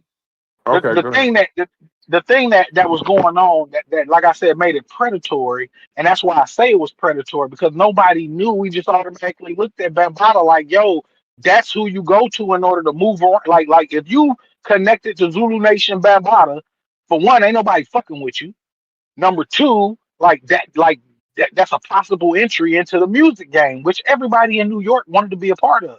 So that was part of his predatory methods. But what I'm saying is, I don't think it was. I don't think that it was because I wasn't hearing this from my elders. My elders are around Reggie's age, and my elders wasn't saying that Bambatta was, you know what I'm saying, was molesting kids back then. They were saying that he might be gay because he was doing all these gay clubs. But they never did nobody think, oh, well, you know what? He probably messing with them kids. He probably doing something to them kids. It was never a thing. Until so you saying, so you saying the van? Okay, so hold on. So you saying that the van and all of that was the cap, like that he wasn't openly doing this kind of shit. Just going around like openly pedophile, like, oh, let me get some little kids some candy so I can get them to come in the van and rape them. Listen, I heard Reggie tell this story. Hold on, but I heard Reggie tell this story, and he was on a panel with a bunch of people from New York that didn't say he was capping. I'm gonna just say, listen, he was on a panel. Hold on, he was on a panel. look, hold on. I didn't say that Reggie was capping. That's why I wanted to make sure I got Cuban's input. Because, like I said, it could have been people who were up there in New York who will verify what he's saying. I'm saying that none of my people from New York ever said that that was the case. Ever. Like, I've never heard that. You know what I mean? Prior to all of these Reggie. people Yeah, coming I out. got you. Nah, Reggie was telling the story. See, that's why it's so crazy when people keep bringing up the he's gay thing. I mean, that's obvious after a while, but I'm saying Reggie was telling stories about like leaving cookies on the bed and if you take the cookies and all of that. Hold on, but do you understand my point when I'm saying, like if niggas is telling van stories and cookies on the bed and all kind of wild shit then, right? How the fuck in 1991 exactly are the Zulu Nation niggas just realizing, well, he might be gay? Nah, this nigga he's a mythical pedophile. Like he's a historic pedophile at that point. But that's my point, though. That's why I'm saying that. That's why I said that I felt like what he was saying was cap, because it's like, bro, the Zulu Nation, like a lot of the cats that was in the Zulu Nation didn't see that. Like that's why when Cuban is giving his testimony, I can agree with what he's saying, because I So never you heard saying people somebody? were not looking at. Okay, now I'm finally following you. Somebody either Yeah, Cuban capping or Reggie capping, but somebody capping. No, I don't cap. No, I'm not capping. I just want let me say this. That's what I'm saying. Now, I wouldn't say that for sure. I just wanted to get an insight from somebody who was actually there. No, I get what you're saying. I get what you're saying. I get that. And the thing is, I don't think that I'm above being questioned. So I don't think that, because I'm not saying that. But do you understand my point? No. Now that you're in the conversation, do you understand my point? So did you ever hear any stories about the van and the cookies on the bed and all that shit? You never heard none of that shit before Reggie said it. I didn't find out about the van until things were being told to me from people that have never come forward, to say John Doe and some other people. I didn't know that. So it is true that he would drive around Bronx River in his van and pick up kids. Lord. Just as it's true that he would have people come to his apartment. Like, I have a close friend from Brooklyn. He used to be the head of Chapter 9 in Brooklyn, right? He's been to his crib. Nothing's happened. I know several people who's been to his crib. Nothing's happened. They didn't see anything, and hate to be nasty, but they didn't smell anything, because that's often described too as a smell, right? Now, how people didn't know, keep in mind Zulu in 91, right? Keep in mind that Zulu was international, right? So it wasn't just Lord, that makes it worse. It was exactly, it does. So it wasn't just in the books. What I learned personally from that being the only organization I was actually a card-carrying member from is I would always hear people saying there's a circle within a circle, right? And this is the case. Just because I had a position, and just because several of my friends had positions in the organization, we weren't in that circle. We weren't privy to being around when certain conversations, or when there were certain get-togethers, or these people were together. Like, we would come to a meeting and we hear, oh, so-and-so, we went to this spot and there was a DJ and blah, blah, blah. And people like, oh, why ain't y'all tell us? And sometimes it typically was a particular group. You know what I'm saying? So, I don't know. Maybe they wanted to go out and then afterwards they wanted to beat off in circles. I don't know. But it was just kept very tight. Like, it was kept very close. I'm gonna just say pause right there. I know you didn't mean nothing, but where it wasn't stuff. Check this out. There's a dude I know, Dominican dude right now. A Dominican dude I know from Newark, New Jersey.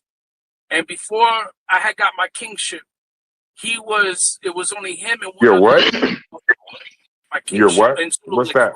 Kingship. So you get ranked. Like, so a male starts off as an Aki, and then a female is a Malika, and then you can get Zulu King or Zulu Queen. And then in the Zulu Nation?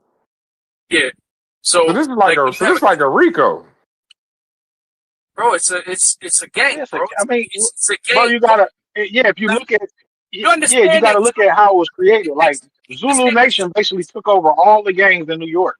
Man, this shit sound like an combined them, organized basically. pedophile ring. This don't sound like nothing to be afraid of. That's why. Bro, you ever seen? Hold on. That's why I said earlier. It's unfortunate that Zulu Nation was not in court being considered a pedophile organization. However, this sounds organized. Taylor is. But now listen, just listen. So there's a person I know from Newark. He's a scumbag. This guy, and I look back, and you ever think about any of us here? It could be anything. And something just totally goes over your head, and years later, you mean like, yo, that I didn't even realize that. And it could be anything. Good, bad, in between, whatever, right? So when we were teenagers, he would hit me up like, yo, Malik, Bab's coming to my crib. He's going to sleep over. Blah, blah, blah, blah, right? We're teenagers. We're looking at it like, yo, this lucky motherfucker, he got the second founder of hip-hop that's coming to his crib. His mom's going to make some beans. And that's how I'm looking. Yeah, you got to go out and come back, dude. You snitching. This Discord caught you snitching, bro. I was trying to tell you, you ain't got a connection. You don't have a connection. We didn't hear nothing, Cuban. That's what I'm trying to tell you. Why you gonna say no? Tell Discord no, nigga. We didn't hear nothing you said. I said, oh. Oh, What okay. was the last thing you said? That's what I heard, man. That's the last thing I heard. Naively, at that young age, we're looking at it like this guy is lucky to have the second founder of hip hop, sleep in his crib, learn about hip hop. That's how we looking at it. But we also knew pedophilia was not a good thing. You ain't gonna bless me. We also knew a lot of shit wasn't cool. Okay? Maybe some people didn't get the memo. Now, years later, reflecting back, Lance Taylor was taking him to, this is a Dominican from North Newark, from the hood. He's going to Brazil. He's going to Japan. He's going to Germany. He's being granted position, literally, in 2013, was sent to China to teach, to open a chapter in China. Okay? So once you start getting positions like that, there's some questions, because now the questions is when we look back and we see the individuals that were victims, there is a common similarity. There is money involved. There is access to debit cards and credit cards. There is clothing. There is traveling. There is going places and meeting people, right? There's this I'm the Zulu celebrity shit, right? Because what I heard earlier, which is what a lot of us thought, which never came to fruition, which is very ironic, being who he's considered, fruition, is that in that whole time, not one meeting ever at the National Black Theater, Bronx River, wherever, not one time did the second founder of hip-hop say to anybody, how many MCs do I have here? How many graph writers do I have here? How many B-boys and DJs do I have here? Because I want to put all of y'all on. Never happened. So these people, a lot of them, they lived in the dreams of becoming somebody under the sky and compromised themselves for whatever reason. And I'm not to judge, but for whatever reason, what happened with them. But they were still victims.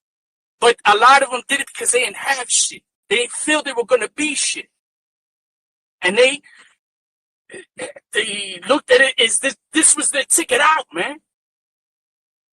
This is what it sounds like is a breeding ground to be able to take care of disadvantaged youth. That's what it sounds like to me.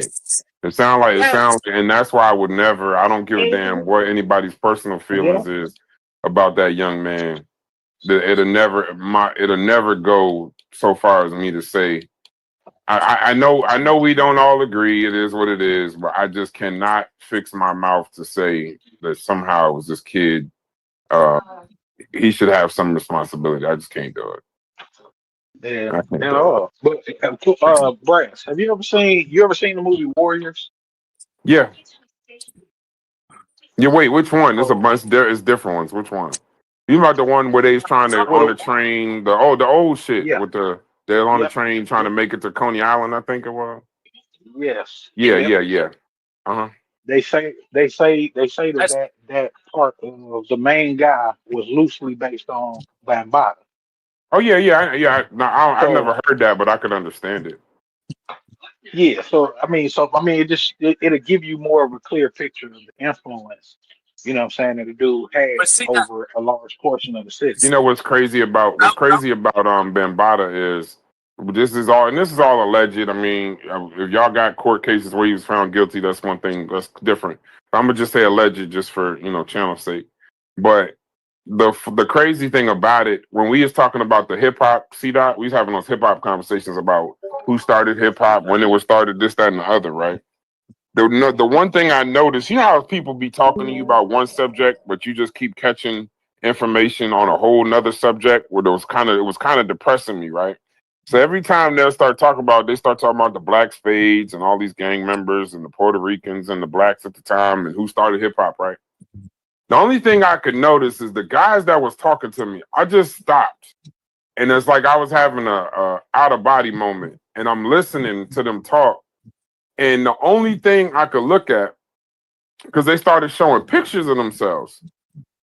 And the only thing I could put together, I think I told Logic this when he's talking about it. I'm like, yo, these little niggas was kids.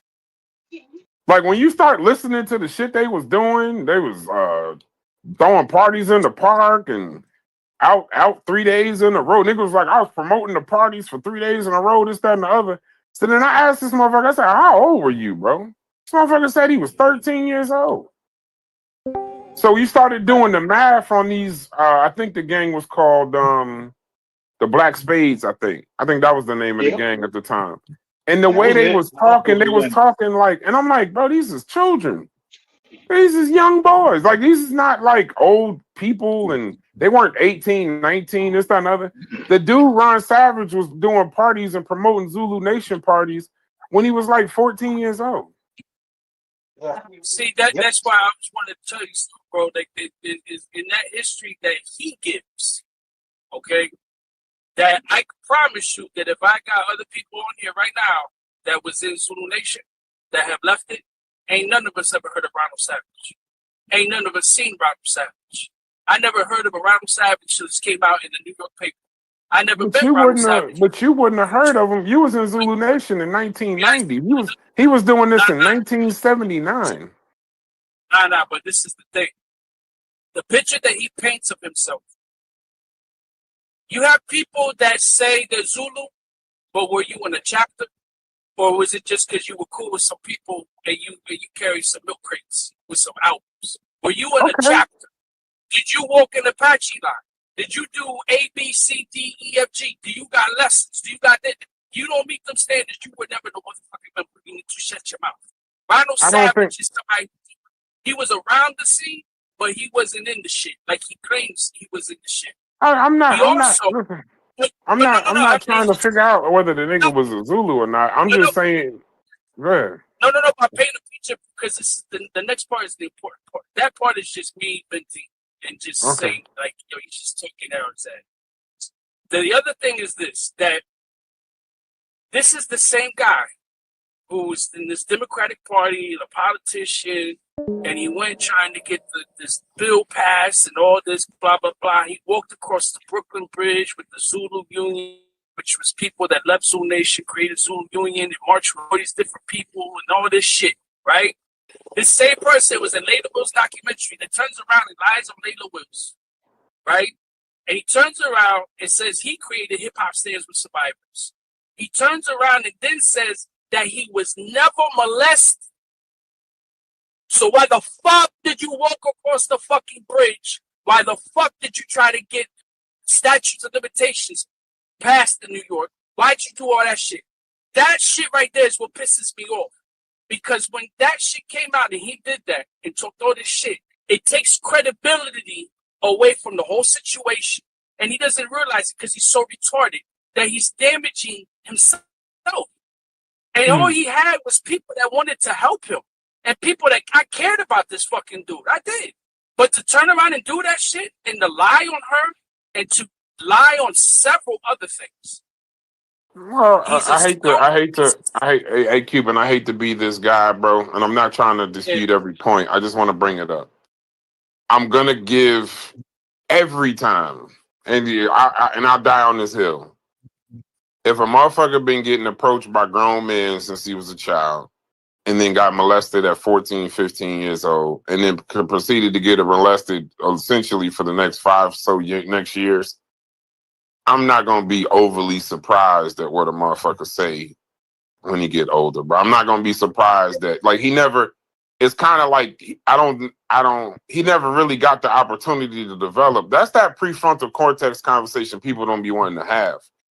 Yes, your prefrontal cortex at 25 should be overly developed, but it should be developed this, that, and the other. But there's truth in the statement of traumatic acts, traumatic situations, your history based as a youth. You can still be fucked up past that time. So I'm not doing that. That's all I'm gonna say. I'm just not going. I don't know what he did, that, and the other. I'm just glad that the brother didn't. Hopefully, you know what I mean, that we know of. I'm glad that keep it open. I'm glad that he didn't. Most times hurt people. Hopefully, he didn't end up hurting people, and I'm gonna take that as a win versus any story, because I watched that Layla Wills documentary. Actually got vilified for the first part of the Layla Wills documentary, but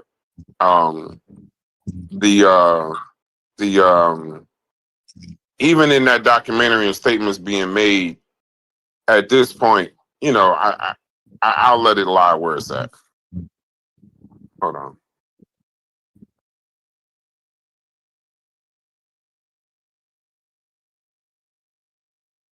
Took him back. No, Brad actually said it all when you said hurt people. And so if I seem overly passionate, that's why. Like, a lot of this shit ain't making sense. Like, there was I don't know. Y'all talking about a person who didn't get the fucking develop. Like, there's a reason why he's fucked up to this day. I don't know. It's just weird enough. It is weird, small as it is, man. But see that that's a picture that's painted. When you had mentioned that Lance Taylor unified the gangs, right? That is an interesting mythology that I used to believe in. Now, what's the proof in the pudding? The proof in the pudding is that when you hear, like, you don't even have to meet these people. You can see them speak on it. These are spades. Lance Taylor wasn't old enough to be a spade. He was a baby spade. He also was not a warlord, just as Zulu Nation didn't come about in 73. It comes about 76. Some say 77 maybe, but I go with 76. Now, the other proof of the pudding is that you can watch the video on YouTube where the Ghetto Brothers, because Black Benji was killed, they are the ones that organized the Spades and the Peacemakers and the Savage Nomads and the Savage Skulls, white people. That's that group. They did that. So there's footage of them on Poe Avenue in the Bronx in the facility, and you see Spades, but you don't see Lance Taylor in this thing. And so he's very much like his master teacher, Dr. York, because he takes scenarios of history and he makes it seem like he's the Forrest Gump, like he was there. He did this, he did that. And it's like, nah, you might have been alive during those times. You might have gone to a place where these people meet. Now you're right, but I didn't get that story from him though. Like, I got those, like, everything I know about Bambatta from this is people. But yeah. There's people who, I mean, bro, I didn't stop believing that I would say until probably about 2016, 17. So it's not something like I knew, you know what I mean? We're only talking a few years, you know, but there's a lot of things. It's like I was telling Hits the other day, we were talking about that subject of who created hip hop and all that. So I used to believe that was Kool Herc, Lance Taylor, DJ Grandmaster Flash. Kool Herc was the godfather, and Lance and Flash were the fathers, and these are the three pioneers. This is the holy trinity of hip hop, right? But how could he be a founder of anything when you have other people that were DJing before him? Just because you had an eclectic collection of records, which he has, just because he knows his music, which he does, just because you created an international hip hop organization, which he did, does not mean that you're a founder. Doesn't mean you're a father. It doesn't put you in that. So there's an exaggeration. You know, he's also known as the Amun Ra of hip hop, and Ra spelled the same way as the Nuwapians spell Ra. Like he really wants. I honestly believe in my heart of hearts that he wants to be the hip hop Dr. York. I really, truthfully believe that. He wanted to purchase land. He wanted to have. I really believe. I really, really, really believe that, because if you ever hear him talk, all he does is he regurgitates a Dr. York video, a Dr. York book, and that's it. And then he'll throw non-Temple Moore concepts in his talk.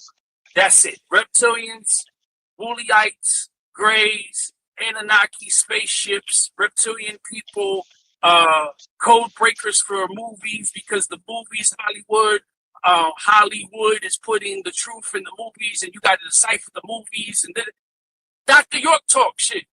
Or Moors, you know what I'm saying? All that. He wanted to be that. He wants to be that guy, man. Can't nobody change my mind on that. It's like clear as day. Clear as day. Except York, like yeah, that's like some New York shit, though. It's like all the New most. That's what I mean. It's just a part of. You know what I mean? Like is that to have one type of everybody follow behind the program. So I agree that Bambatta, by the way, in this mess with the kids, probably be one of the most powerful people in the world. But because he got caught, like it tore down the nation. Expected today, but it won't because of the fact that it's not.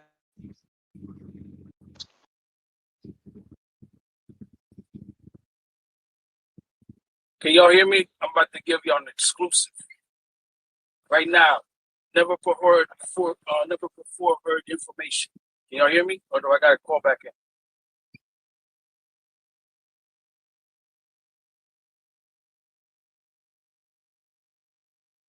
We're hearing you.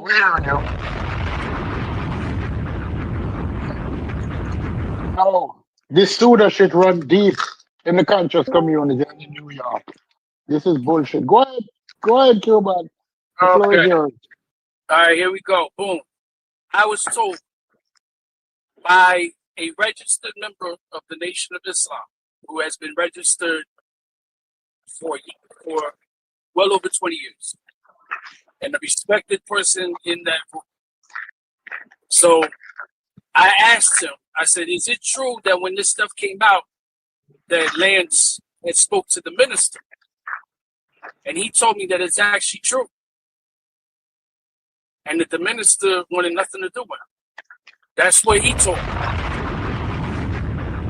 Now, I have said this numerous times, and I've been saying this shit since 2016, and it has not been answered to this day. When you look at where Lance Taylor went in the world of media, he went to number one, he went to Rolling Stone magazine. Then he went to Lisa Evers on Channel 11 News. And then he went to Ed Lover and Moni Love.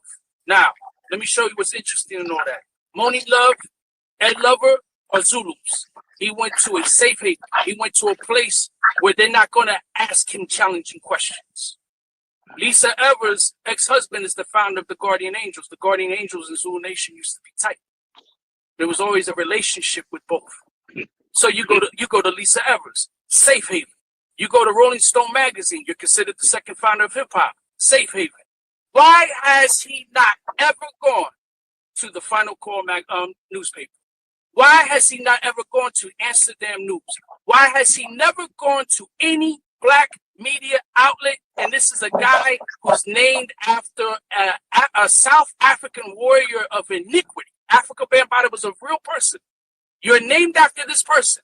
The group is named after that group as symbolism to saying resisting against oppression. You rock the red, black, and green flag. You wear Africa medallions. You talk about Elijah Muhammad, Noble Drew Ali, the Black Panthers, Minister Farrakhan, Dr. Ford. You talk about all these black leaders and black situations and upliftment and all this shit. But you motherfucking never went to a black-owned, black media outlet to defend yourself. You was a fucking lying piece of shit, fucking fat coward that was nasty, dirty sweatpants and fucking Crocs.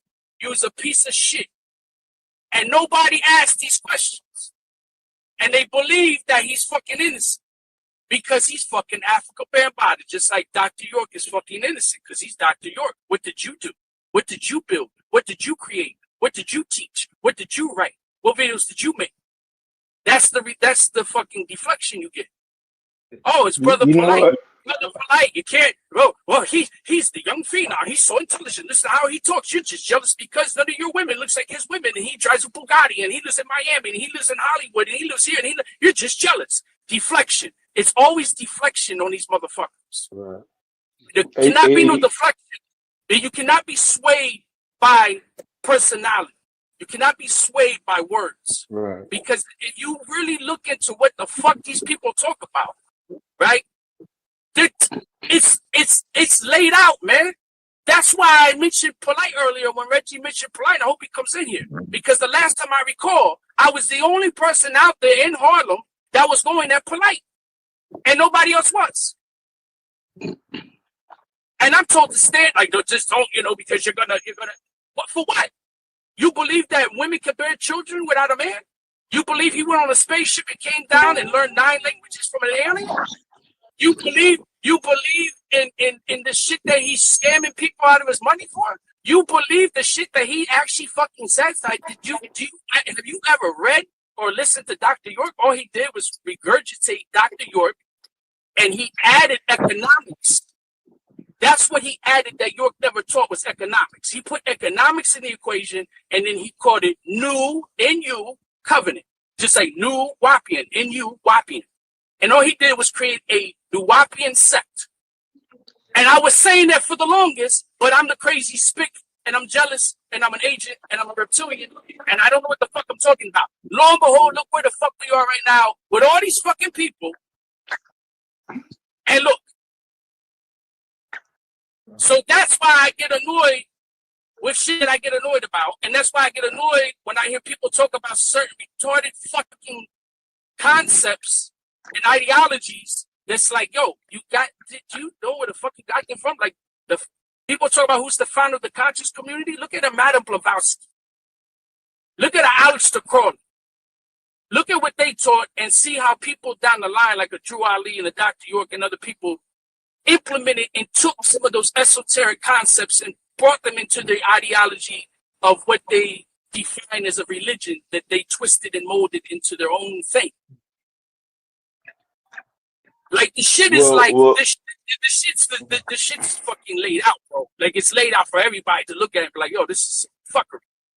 Well, Cuban, you gotta recognize when people come off mute, and like that's literally what I'm doing right now, bro. Like, I appreciate what you're saying right now. I know a lot about what you're saying if nobody else does, and Cuban he's talking that shit. So, bro, like, it's not that nobody doesn't appreciate you. It's just that, when you tell your story amongst the certain people like right on, bro. Because I know about man Cuban real. Man, let me shut up. Okay, so Well, I just came back This on nigga, because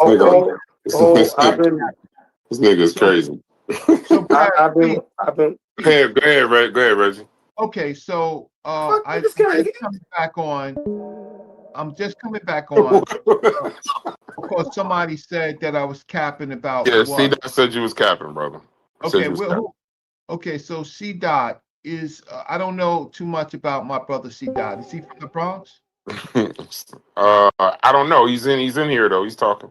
Yeah, I C don't know if Dot. they. I don't know if they figured it out too, Reggie. Before you go off, I don't know if they came to some kind of understanding. But he started it off by saying you was capping because my question was About what? and C Dot you can speak to it, but my question was if the I remember the story about the van, I remember about the cookies on the bed, and this is 70s, But I 80s on never a Sunday. said that. Hold I on, never said. Reggie, hold Yeah, on, but real quick. because I Go heard ahead, all of that. clear it up. Go ahead, clear it up. Go ahead. Yeah. So look, right? When I do the metaphor of cookies on the bed, that means if you take it from somebody, they're gonna ask you. I never said that. I never implied directly about some cookies on the bed with Bam. What I said was generally, if you take it from somebody, at some point they're gonna ask, right? So they're gonna ask for I don't what understand what that means. I don't understand what that means. no, I just don't. I mean, I don't know. I get. I don't get how you're saying that in a BAM conversation and not talking about BAM is what I'm saying. Yeah, And like a 15-year-old supposed to know jail rules. I'm talking. If you generally, if you know what I mean, Reggie? No, I don't know what you mean. I mean, like we was having a larger conversation, right? And Jeffrey? Yeah. That's Chef. Oh, That's Chef. Yeah, okay, so I understand that concept, right? But we're saying a 15, 16-year-old might don't understand those penitentiary concepts. Yeah. So because my position was that in most communities, 16-year-olds have responsibility. And in most situations that they get themselves into, from I always thought that 16-year-olds are definitely ain't just some innocent children who don't bear responsibility in the situations they get themselves into. So that went off into, because I didn't hear your story about him being actually 15 and African Bambatta was picking him up, and the dude might be a little bit like have might be a little slow. Yeah, No, I never You know what I'm saying? I didn't say anything about that being about Ron having any mental problems at that No, time. they're not saying you said that. You're not saying what you said. No, that's what was implied. That's what we afterwards That's we why- read a I'm couple coming back excerpts. on, 'cause see some of this talk can get people slashed and stabbed and killed, right? By Wait, who? Don't have a conversation then, Reggie. I live in these neighborhoods, Wait, right? then you don't got to talk about it. I don't want to put you in that kind of situation. Right. But see, when people are going, and then I hear stuff that I did not say, and I largely said there was bigger problems in the Bronx than Bam. Bam was just somebody that you know of, right? There's so many more that you don't know of, right? And there's some people that you will never talk about, like Preacher and them. You will never talk about. Hey, those. Reggie. The black hand. But hey, Reggie, what year was this? That you're talking about. You had the encounters with the brother Ron, and knowing that he was hanging out with Bambatta. What year was this around? This could have been when I was maybe 10th 11th grade. Okay. So you talking about like 1940, 49, 51? No. The Great Depression. No, so hey, Reggie. I'm just fucking around. Go ahead, hey, Reggie, so 15, 16 years old, right? Yeah.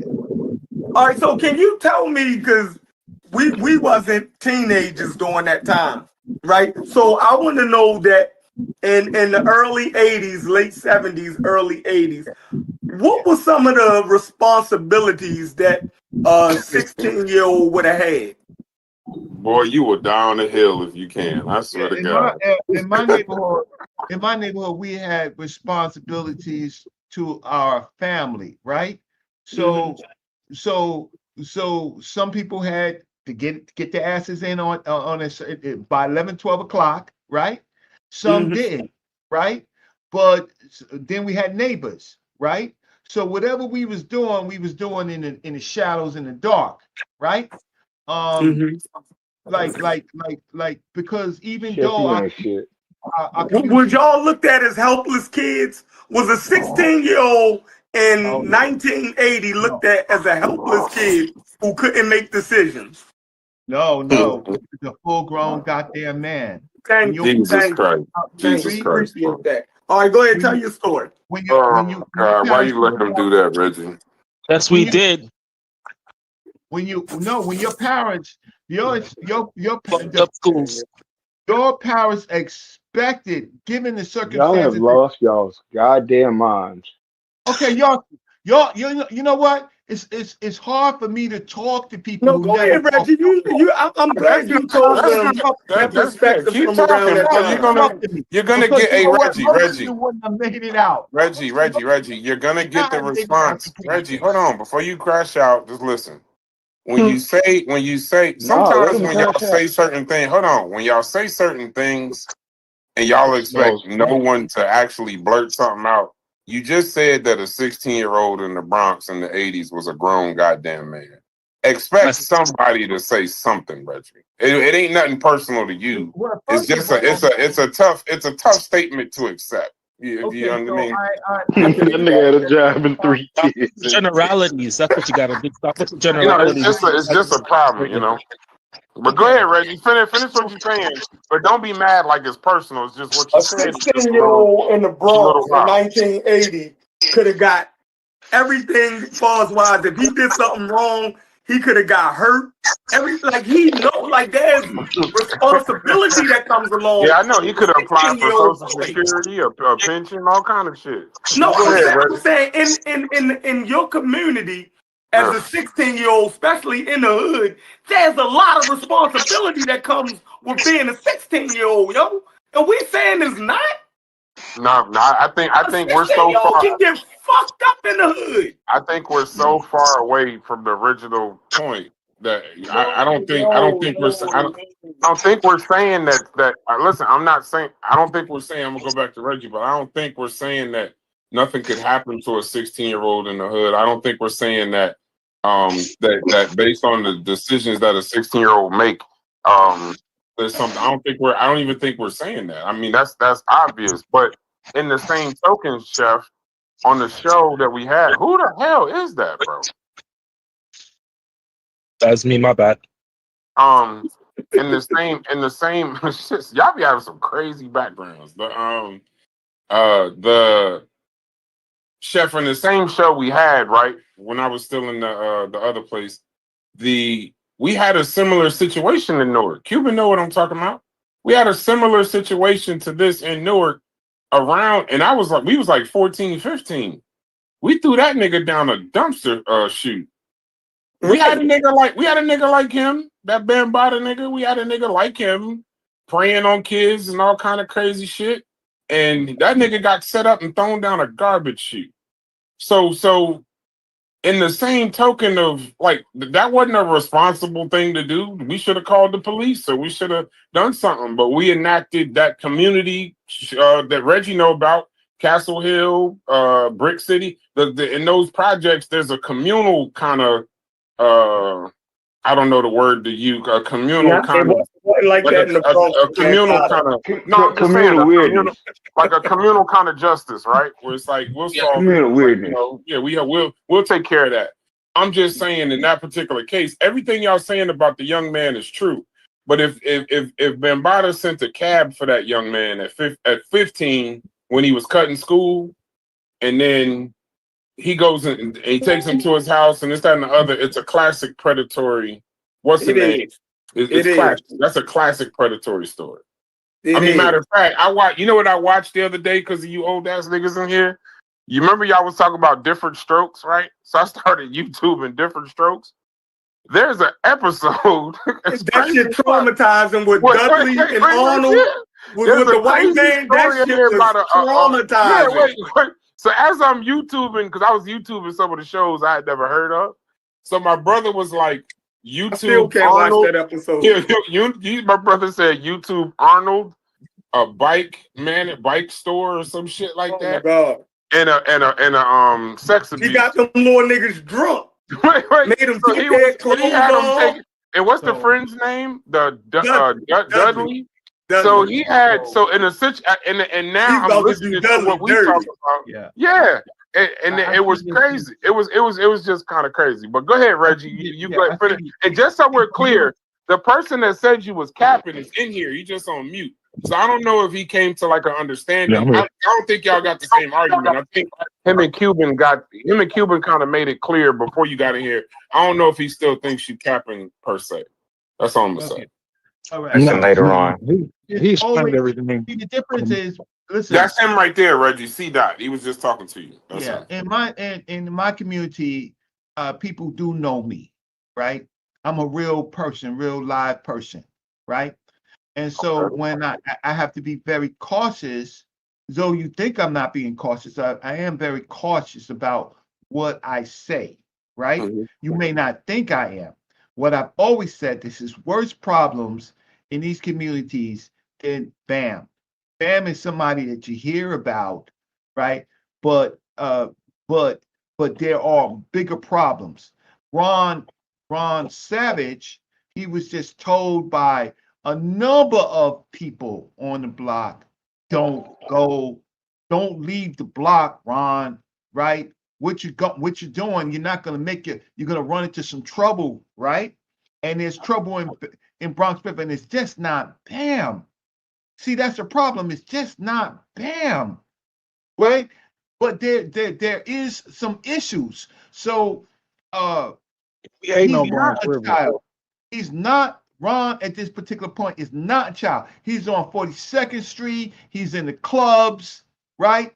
He's not a child, right? Wait, one is an underage person getting in the club. You got to pass two tests. One, you got to get the fake ID, and then you got to hold your water when you're coming through those doors, right? They're not going to have children, right, in these expensive clubs if they look like children, right? I'm talking about some of the biggest crowd receiving clubs in New York City. They're not going to have children in that. So you're going to have to hold your water. So you're not looking like a child and you're not acting like a child. But he's still a child, 15. Right. Yeah. Okay. So. No, I'm just saying, no, I'm listening to what you, listen, you could say he didn't act like a child. You could say he didn't look like a child. But I'm just telling you, at 15 years old, when BAM sent a cab for him when he was cutting school, he was going to school because he was still a child. He was cutting school because he was a child and ended up in the house of a grown man.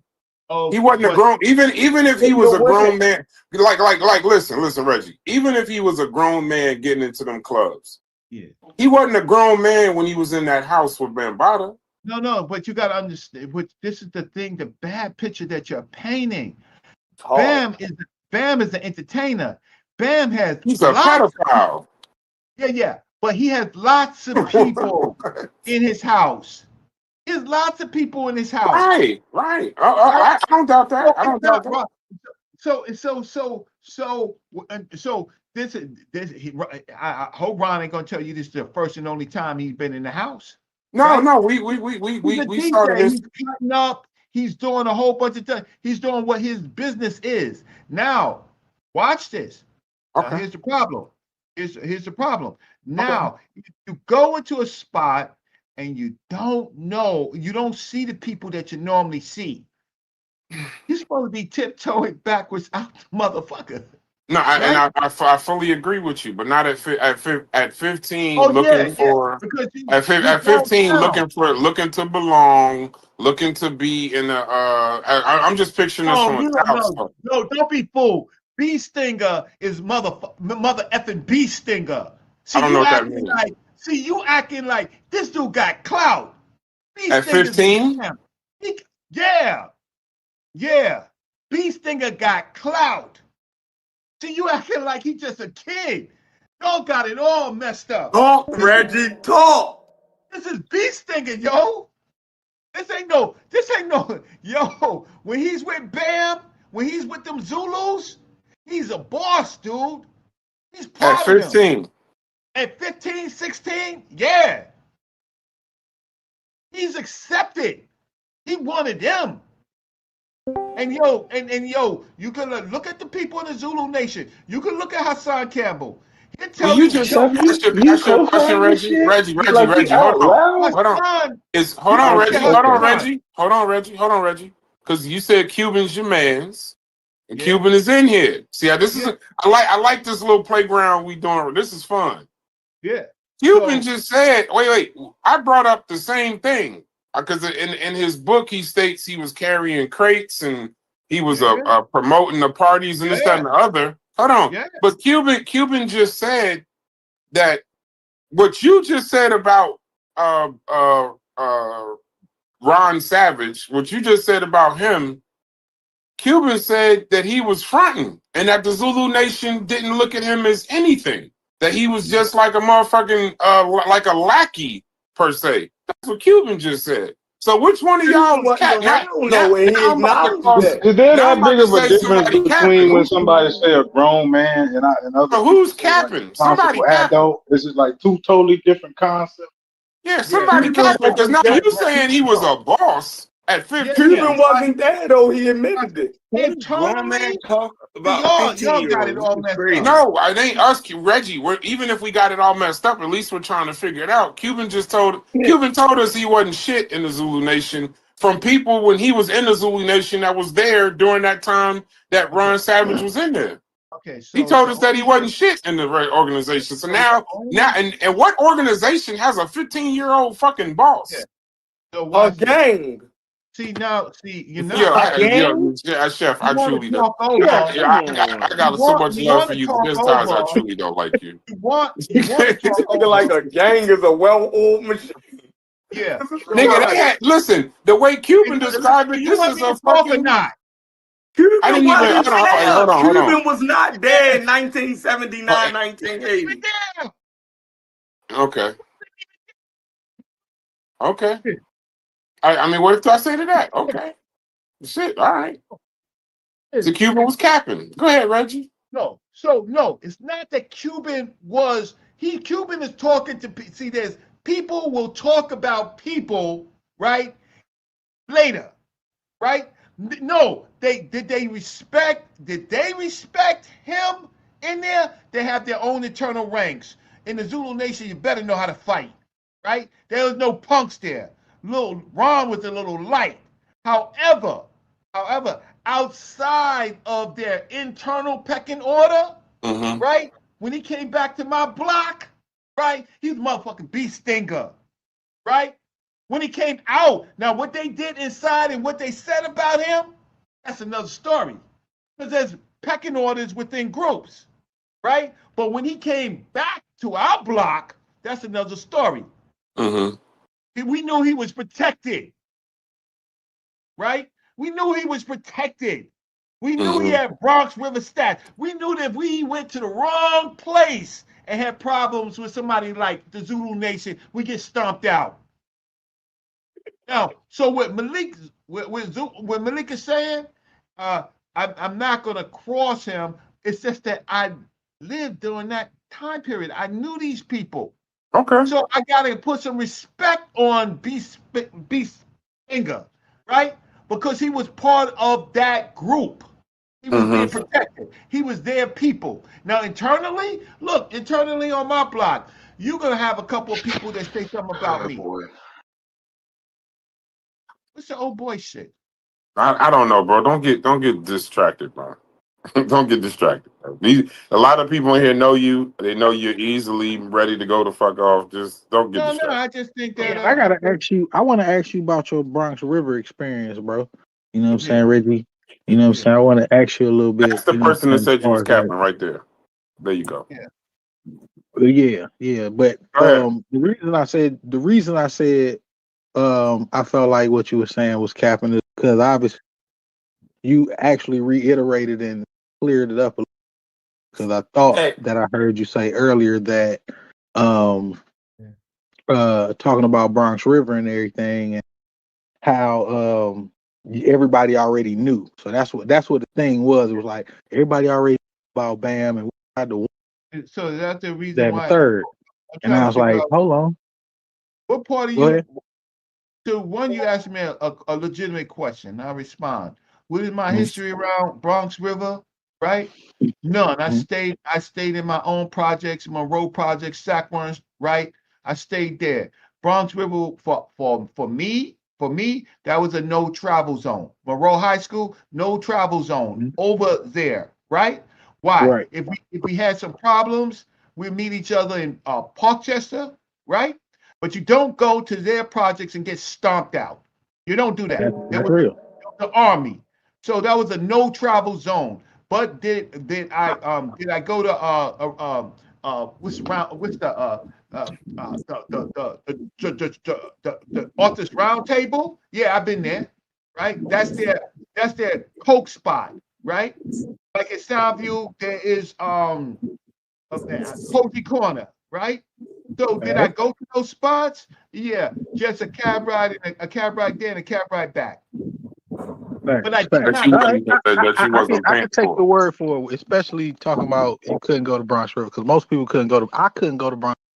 Like I got checked as soon as I stepped through the gate. It was already niggas at me like, "Yo, who is you? Who coming to?" Y'all make New York sound like a place not to go to, bro.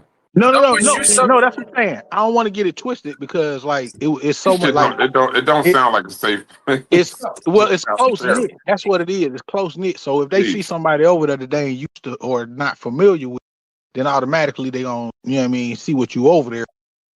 A lot of come on to get off.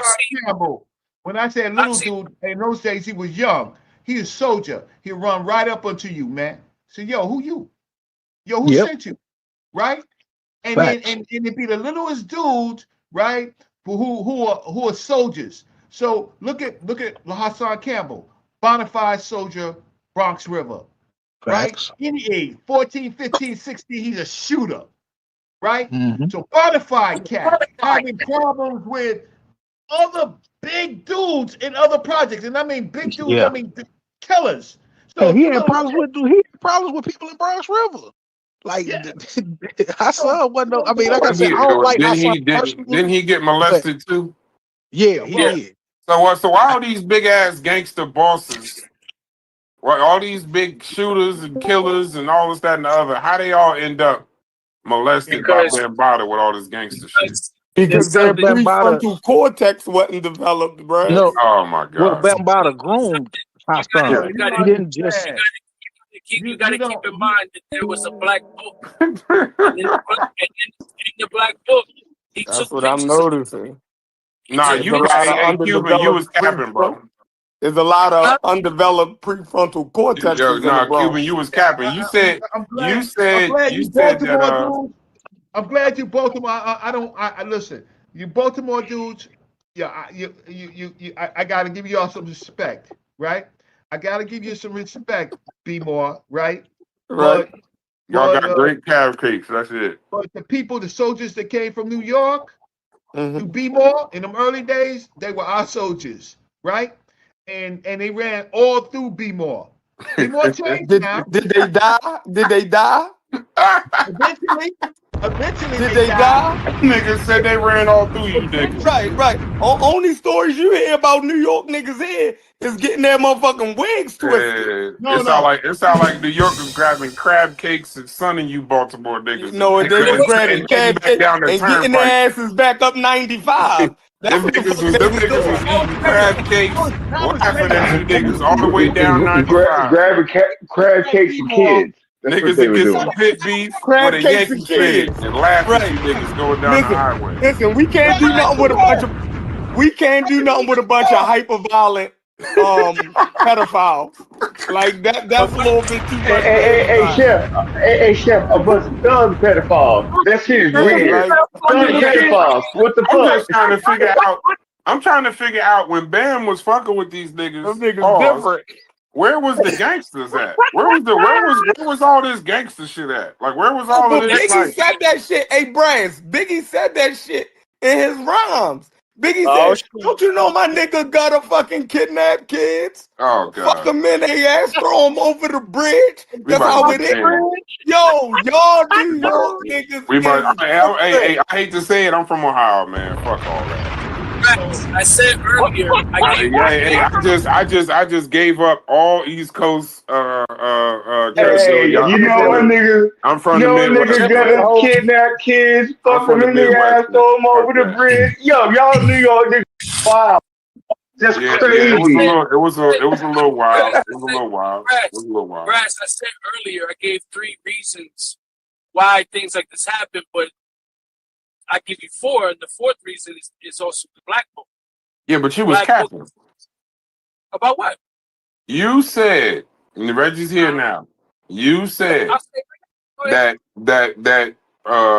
Stinger B, whatever the fuck his name is, that nigga, he was not even like, I told you, I said he had some kind of stain. He was working with the Zulu Nation, this, that, and the other. You said the people in the Zulu Nation that you knew said that nigga was capping, that he wasn't really doing all the shit he said he was doing, and that this, that, and the other. Reggie came in this motherfucker and said now that even at 15 years old, that nigga was a boss in the goddamn organization. So which one of y'all is telling the truth? That's what I want to know. So this is what my question would be to Reggie. What chapter? What do you mean?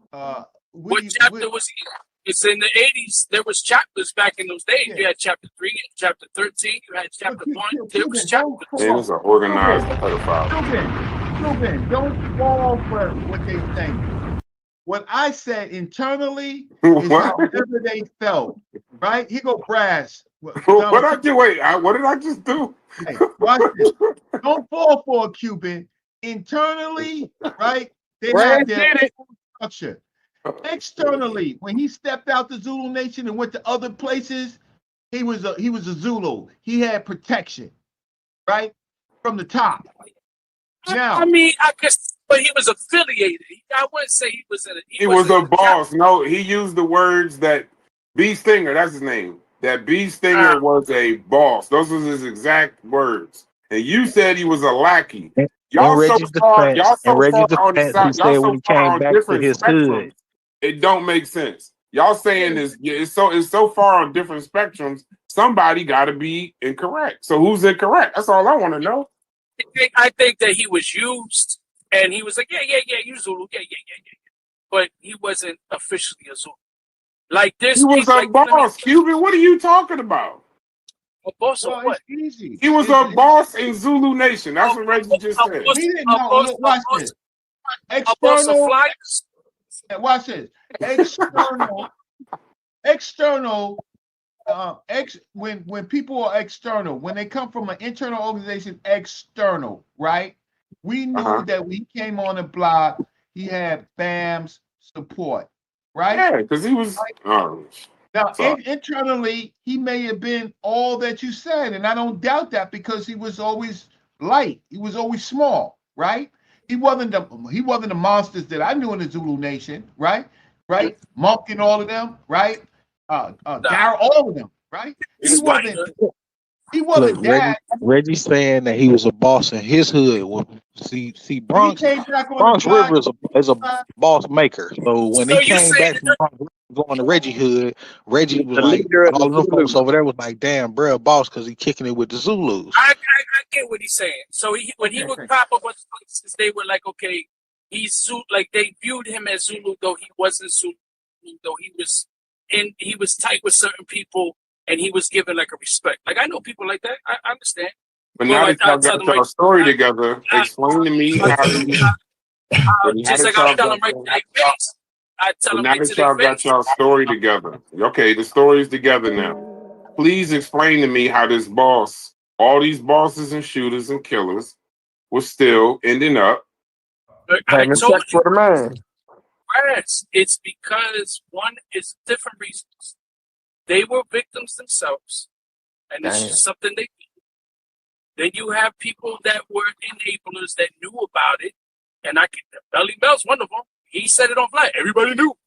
But this is the same guy we see all the time, shaking hands and smiling with Bam, but wasn't telling us nothing. All these dudes that are looked at as pioneers from the group, they're scumbags. Because they all fucking knew. So you have the enablers, you have the people that partook in it, and then you had the people that partook in it because they were scared, they were forced, they didn't have the balls, they didn't have the courage to stand up, to fight back, to resist, right? Brother T did. Brother T talked about that publicly. He was on the bed in Bam's room, they were watching TV, and fucking Bam is jerking off, and he attacked Bam and whooped Bam's ass, and a man had to pull him off of fucking Bam. So you got people that did fuck Bam up. Don't think that didn't happen. But you have that, and then you got the black book. He's taking pictures of the person, and their dick is in the picture. And I'm not even driving through the Bronx no more. I'm skipping the Bronx. I'm telling my GPS tomorrow morning. Don't ever take me through it. If he got pictures, word, you gonna say something? Let me show this picture to your mom. Let me show this picture to your kids. Somebody should have let him show the picture so he can take his ass to jail. Somebody should have let him show a picture so he could take his stupid ass to jail. Like, damn, how long is that? How long? Like a movie or something. Yeah, we talking about. Yo, do y'all understand? Hold on. Hey, Cuban, do you understand that it's 2025, about to be 2026? We talking about somebody that's been molesting people for 50 years.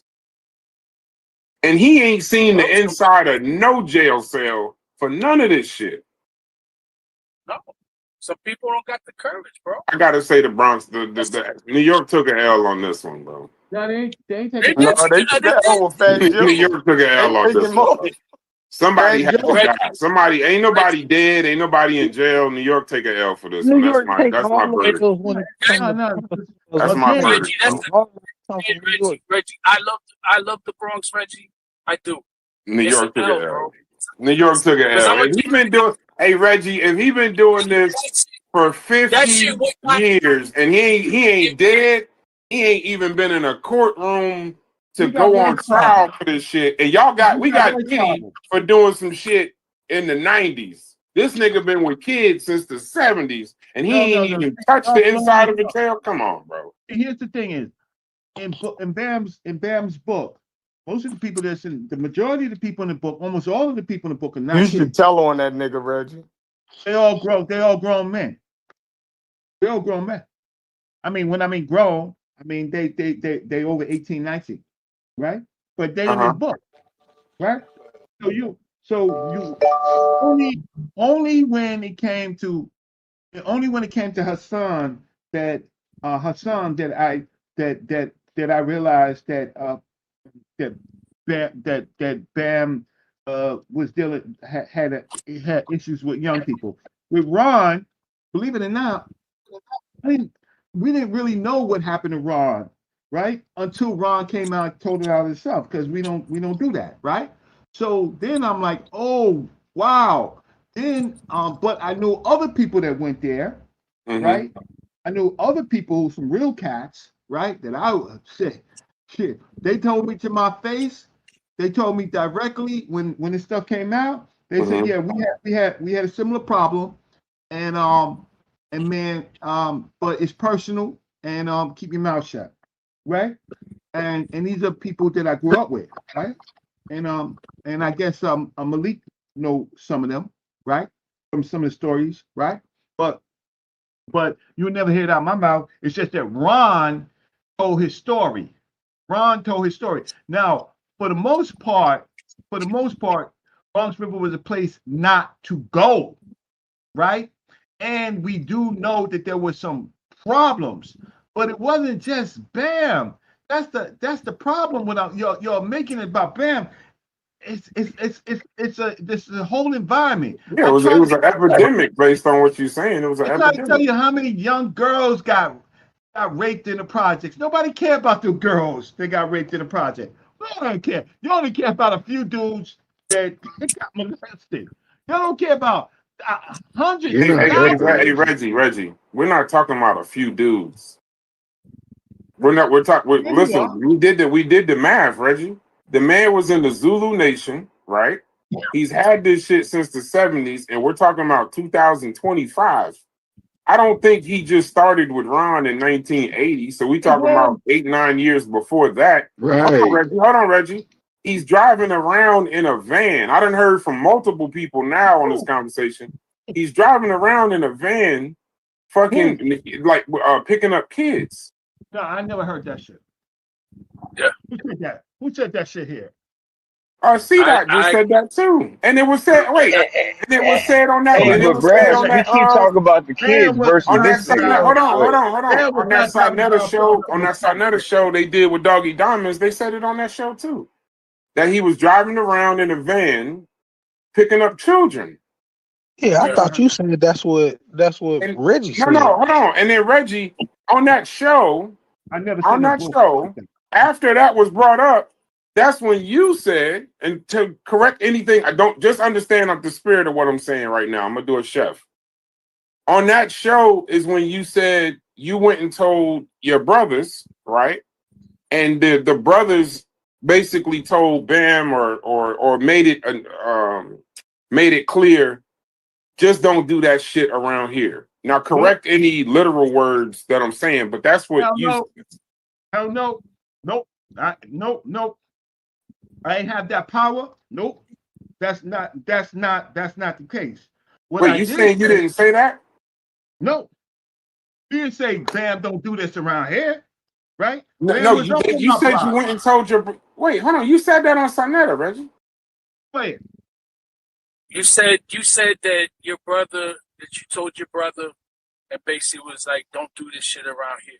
Yeah, that your brothers told the nigga, just don't do that shit around here. You said that. You have to play it back to see exactly what I said, right? Because let me tell you this, right? Now, when I want to get back to Ron Beast thing. Okay, go ahead. When I want to get back to that, because he was part of the Zulu Nation, if he had problems in Castle Hill and to be in the Zulu Nation, the Zulus would have come up to Castle Hill. There would have been a block neighborhood fight, and that's happened several times. Right. So we already knew that if there was a Zulu, it could trigger problems, right? That we have to account for, right? So when I'm saying that these things that he was representative of the Zulu Nation, in fact, we knew that, and we've had some problems. And Bam came up to the Bronx. Came up to Castle Hill to fight, and they settled it with a one-on-one between Bam and Malloy. But Malloy bested Bam, right? I'm just put it like that. Yeah, I got what you're saying. Right, and then they went home. Get his ass beat. Oh yeah, Malloy was our gladiator. What's that dude, Troy? That dude that you put in Troy? Achilles. Oh, Malloy, he would go to any project and he would settle, like there would be like everybody's gonna fight, but then it turned out to be, okay, your best against our best. And Malloy was our champion. He fought in Bronx Dale, he fought in Bronx River, he fought in Castle Hill. And Malloy, me and Malloy, we were good friends. We dated two sisters. Me Me and Malloy, we dated 2 sisters. Right? You sound like you was lucky to make it out, bro. You was Them lucky to was make in it out of gang there. wars. Yeah, you was lucky. You might have been lucky to make it out of there, brother. Yeah, I don't think You you know. watched Bambatta take his first L. That's But crazy. this is the thing. This is the thing about Reggie, and like I'm just saying that this is a fact about Reggie is that people, geek on Reggie, but Reggie's family and who Reggie was affiliated with, you know what I'm saying? It wouldn't be wise to put your hands on Reggie. Just wouldn't. I was just, but first of all, in the early days, I settled it myself, right? In the early days, I settled it myself. It wasn't a problem. I'm a different type of person. I'm amazed at myself. I'm a passive person. I wasn't passive. I fought everybody on the block. You had to fight. So that's the other thing is, when did Ron ever say he fought somebody on our block? He didn't have to fight. I fought everybody. Right? Everybody on my block, right? Of the age group, because that's what we did. We fought. We find stupid reasons to fight. Throw up your hands. Ain't you eating a chopped cheese, Reggie? No. Why you ain't never fight Sayonara? I knew you was about to say something stupid, bro. Good boy. Ain't no reason. No reason. Chef is a fucking mess. We're grown people. I'm trying to find that video. Hey, Cuban, remember that video? What was the video about? What was that the time you got that dude that he got shot or some shit? Didn't he get shot? He got stabbed. No. I'm talking about when he was doing that stupid ass video, and he got shot. And y'all they did a video on House of Consciousness. I'm trying to. It was Doggy Diamonds. It was Doggy Diamonds. There's another guy, man. I forget who this guy is. Like, he's not somebody who goes on there. I think he has like a channel. I forget who it is.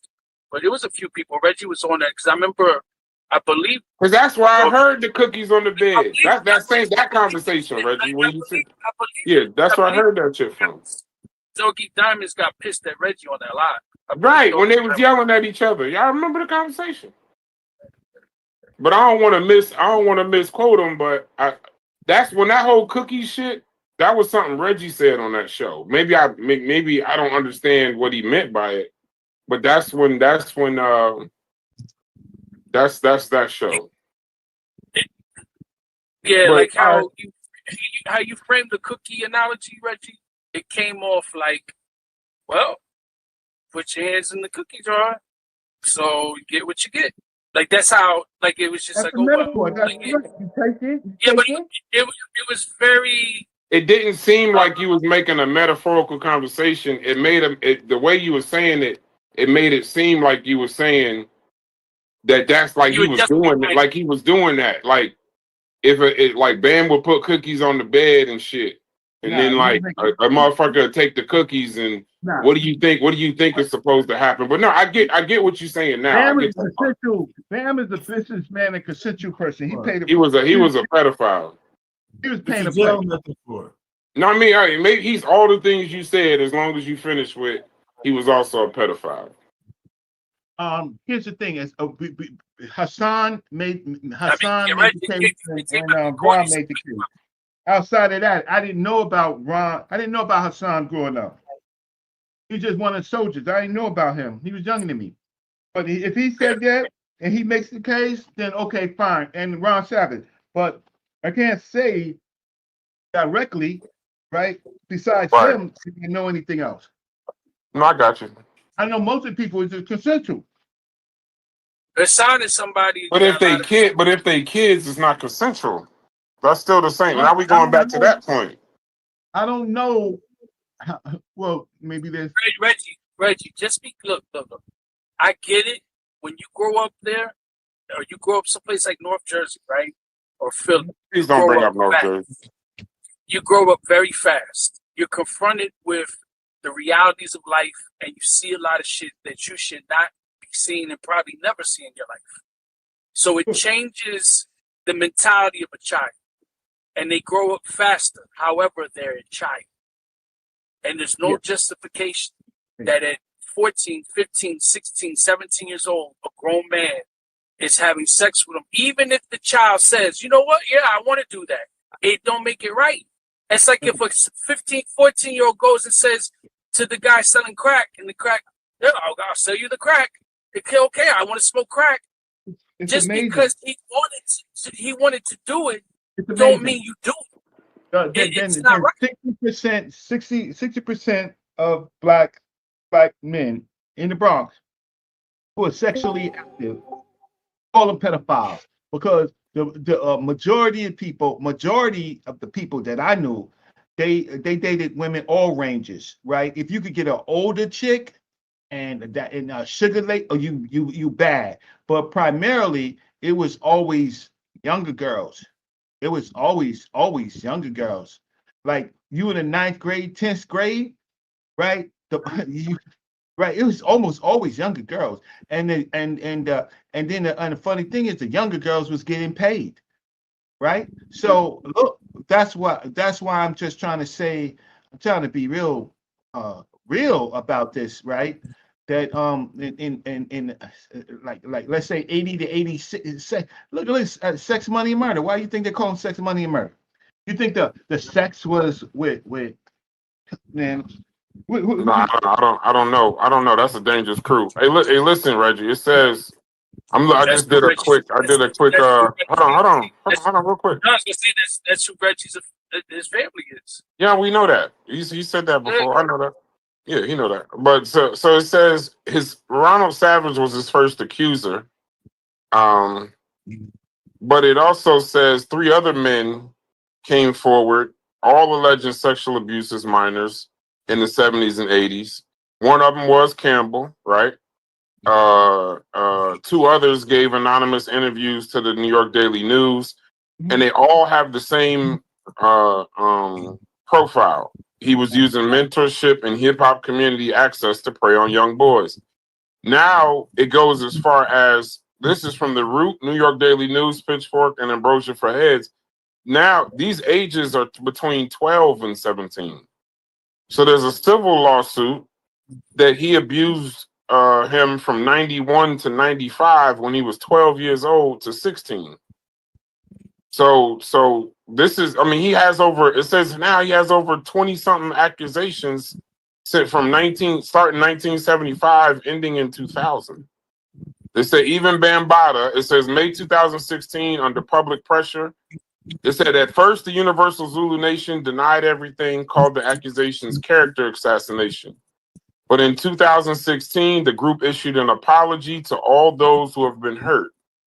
Several high-ranking members, Lord Jamar KRS-One, made public statements, beginning with support but ending with condemnation, causing major splits. And eventually he was quietly removed from leadership, and he remained associated informally for a while. And they're trying to get a case now. They're working on a case now. Who stepped down from membership? It doesn't. It says in 2019 he was quietly removed from leadership, and he has remained associated. He has remained associated informally for a while. Yeah, they're talking about Lance Taylor. That's not true. He is still the head. Like that video where you see them sitting down on the couch and shit, and right? Nah, he owns the logo. You can trace his information back to taxes and all this. He owns the logo. He owns the name, right? So even if he's not visible, he's there. You understand? Like they have hierarchy. You have Supreme World Council, and that has to run through Bambatta. You have World Council that has to run through Supreme World Council, which then has to run through Bambatta. Like he's not some obsolete dude. And if you go on their website, you can clearly see that they've updated their website. He's still on the website. It's still the nonsense they talk about on the website. So no, he didn't go nowhere. That's Cuban. Can I ask you a question? Yes, sir. For $24.95. Does Bambatta, does he have a lot of money? According to his net worth, when you look it up, he's at $6 million. Right now, I don't know what he has. Those are never correct. I'll tell you this much. He got money, right? Now, is he Jay-Z money? Is he not? Is he like, no. Okay, but he got money. And I know somebody that is a victim. And this person, after I left, and I've seen him personally have Bambatta's debit card, and I've seen Bambatta give it to him and other people. And this person was stealing, he was using it, but then also taking money. So you got a lot going on, Cuban. He admitted to me some shit to somebody else that is true. He was like, yeah, he's like, I took 60,000. And but they cool.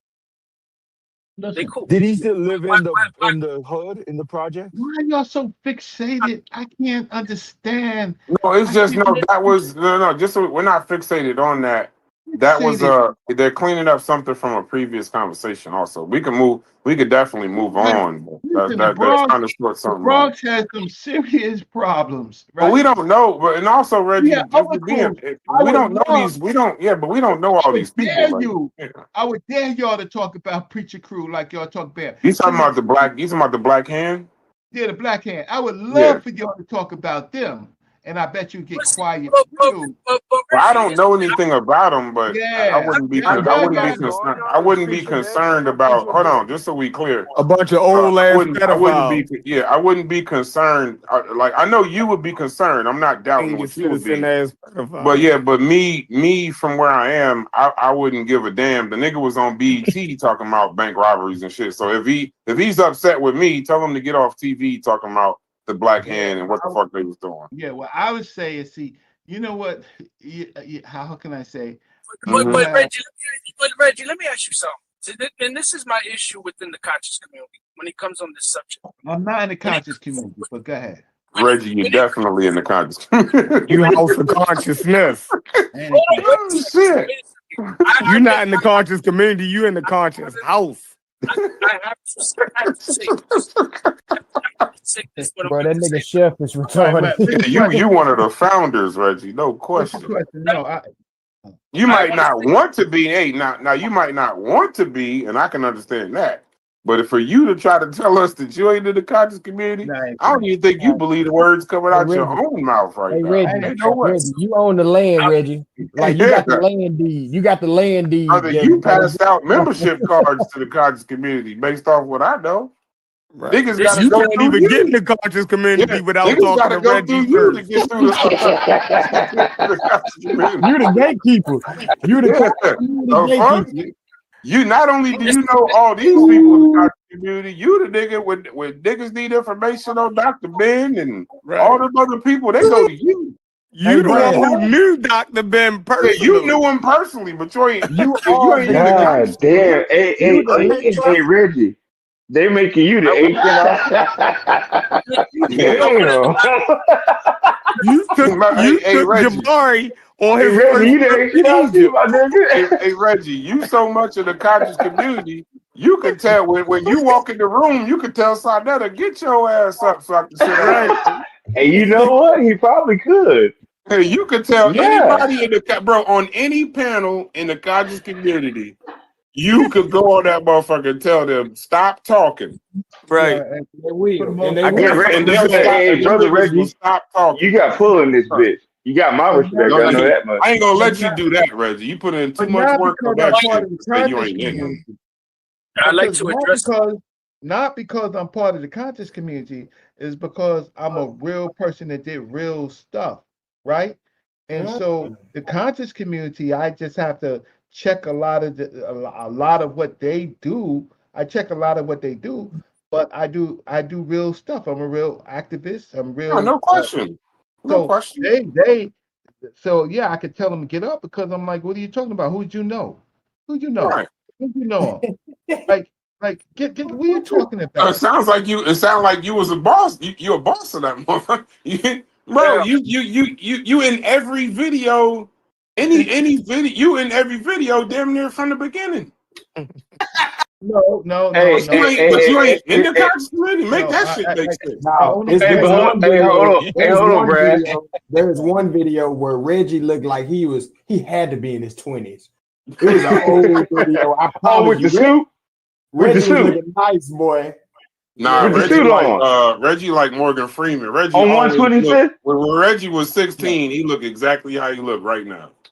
Reggie always Reggie been this then this since you've been saying pretty much on the same kind of, and not saying it's bullshit, but you've been kind of on the same kind of information wise from everything I've ever seen. You one of the only people that's been, well, there's been some people that's been consistently ignorant, but you are at least one of the people that's been consistent as far as your spiel per se, or your stance. So I give you that much credit. I definitely will.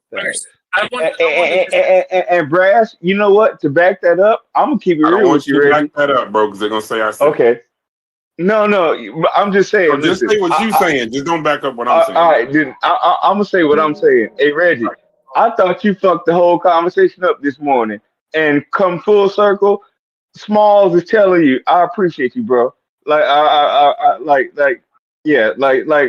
the conversation started with Step and Fetch It and hip hop and Logic, but it doesn't matter if we're on the same subject matter. Like, I appreciate you, brother Reggie. You even said I wasn't your friend earlier. I don't even care about that. I done donated. Like, I appreciate you, bro. I just want to address something. Can I address it? Can I address this? Yeah, go ahead. No, hilarious, bro. Does anybody got anything? Oh, you know what I'm doing. Boom, ching. Here we go. So, this is what I find interesting in this conversation of pedophilia, is that number one, I cannot comprehend being fearful of the most lowest of the low of criminality. Pedophilia and rape is something, there is no justification to it. You can justify a killing. You can justify stealing. You may have had to kill the person in order to live. You may have stolen in order to eat, to live. But to rape and to molest, there's no justification, because there's women and there's men out here that would want intercourse, that you don't have to do that, and they're of age. So there's like no justification. And the thing is like, what I don't get is, why should anybody be fearful and silent? I don't care how many of them are, how tough they are. How the hell can we sit here and say we got to be careful? No, they need to be careful, especially when there's certain things that some of us say we stand on as far as principle. And the last time I checked, Brother Reggie, and I'm saying this not to be disrespectful, but the last time I checked, you have promoted Kemet so much. You have talked about Mayat so much. Where is the Mayat? Where is it at? You talk about the Black City Clan. Where is the Black Power at? When you are molesting Black children, that's kind of revolutionary. That's not Black power. There's no empowerment to Black people at that point in time. A person has been manipulated, deceived, and corrupted. Damn. And they're gonna have problems. And then we're gonna talk about Black Power City Plan, and we're gonna talk about Black Power and Dr. Ben, and we're gonna talk about Dr. Khalid, and we're gonna talk about this, and this.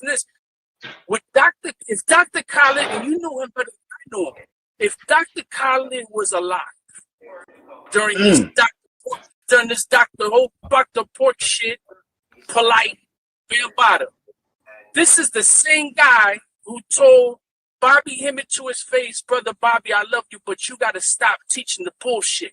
This is the same guy who said, I'm not believing no end that says he's from another planet. Right? This is the same guy who made these comments about Dr. Pork at the New York Youth March. It's the same man who told me at the dinner table to my face that end is crazy. Right? So you can't sit here and say, let's be quiet. Let's not address these things. Because these are the youth. Some of us have children, and if we don't have children, what about those children? Where's the empathy and the sympathy for our children? Like, who's gonna say something? At least say something. It isn't. If you're not gonna kill them, if you're not gonna beat the shit out of them, for God's sakes, we can't say nothing. Like, I can't comprehend this shit. I've never been able to comprehend it since 125th when I'm being told. Hold on, no. When I'm being told to be quiet about Dr. York, how? How? I want that question. How? How do you stay quiet about that? How do you stay quiet about a polite? How do you stay quiet when these are individuals that are supposed to be teaching black people in particular and the upliftment of black people? But then we have counter-revolutionary action that is contrary to the cause. How? It is oxymoron. It is destructive. It's wrong. I'm not going to be motherfucking science today. I die about Dr. Port, Mikey, Bambatta, and don't. This is my finishing point. When you make these addresses, these statements, it's then said, well, what about the Catholic Church? The Catholic Church isn't the conversation, but we could talk about the Catholic Church just like we could talk about the Jehovah's Witnesses, who has more child molestation than the Catholic Church.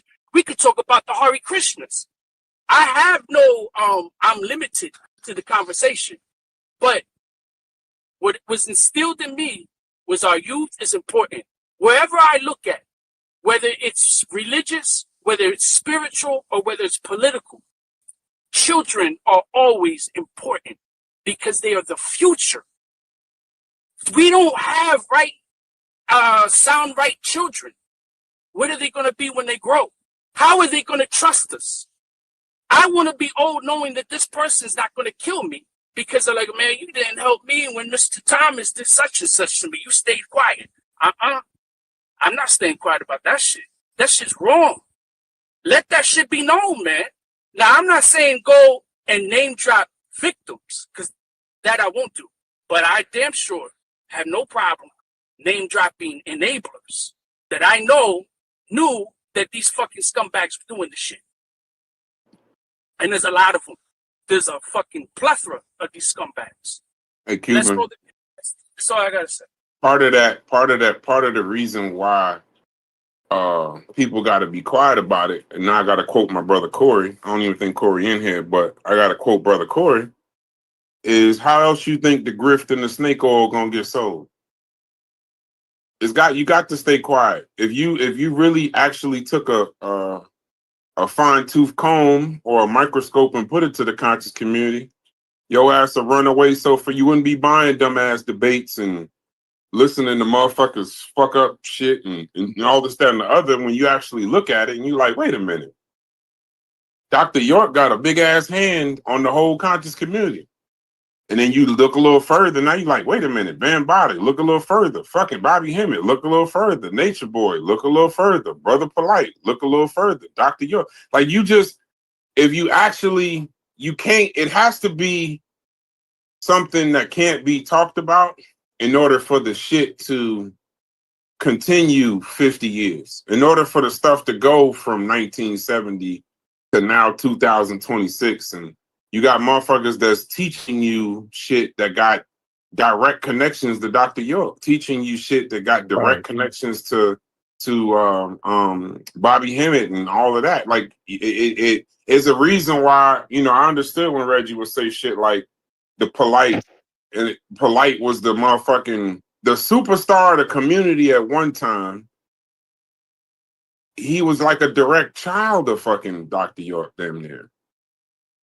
And then turned around and did the same shit, and everybody act like they were surprised. Right. The only way you can get away with some shit like that is if every time you bring up Dr. York or you bring up the video or a Polite saying fucking, I don't care if you molested 100 kids, you still be my teacher. You gotta act like that shit don't exist in order to go buy the debate from the nigga later on. You gotta ignore motherfuckers telling you about Polite fucking with kids, then booking a nigga for a debate in the same year. Like it gotta be, that's how abuse and shit happens. They don't talk about it. How you think it happens in the black community or any of these communities? That uncle. We talking about fucking Bambatta. What about the uncles in the black community that's been fucking with everybody in their own family? The family still be inviting this motherfucker to Thanksgiving and Christmas and family reunions and shit. They don't say a fucking word till somebody say when they say, hey, where's Mark? No, I don't want to say because niggas know Mark. So a name that don't nobody know. Where's Billy? and motherfuckers be like, "Oh yeah, he over there with Uncle Purdy." Motherfuckers start scrambling. Hell no, go get no, hell Uncle no, Chesterfield. Yeah, everybody start running and freaking out and shit. Oh no, no, we can't leave that motherfucker. Hell nah. But they'll still, niggas know better than. So that's how that kind of abuse happens. That's why you got to speak for the victims rather than saying shit like they knew better. You know what I mean? You got to like at 16. At 16 though, Brad. I ain't even talking about this conversation. I'm saying that kind of shit happens. You got baby mothers. You see these stories, right? And I ain't talking about just black people, just people in general. You see the stories of, the baby mother with the boyfriend, and he fucking with the daughter, and then the daughter tell the baby mother, and she telling the daughter like, you walking around here in shorts and all kind of wild shit. Right. Yeah, you got to those kinds of conversations. You can't talk about, or not. You can't. That's how they're allowed to exist. That's how the shit's able to go on. That's why you get a Ron Savage. I don't doubt that the Zulu Nation was fearful or gangster or whatever the fuck, some kind of criminal organization that was to be feared. Because you look at Ron Savage's story, the nigga didn't say nothing for 39 fucking years. He didn't say a word. That's why when he actually came out and said it, I'm assuming people attacked him because he didn't say nothing for 39 plus years. But what takes is, one, you get that, like y'all said in the Catholicism with the preachers and shit. The Catholic Church was paying motherfuckers off, keeping that shit quiet, so the shit would continue. You didn't have a pope until recently in the past 10, 15 years that would actually even speak about the atrocities these priests was doing to children.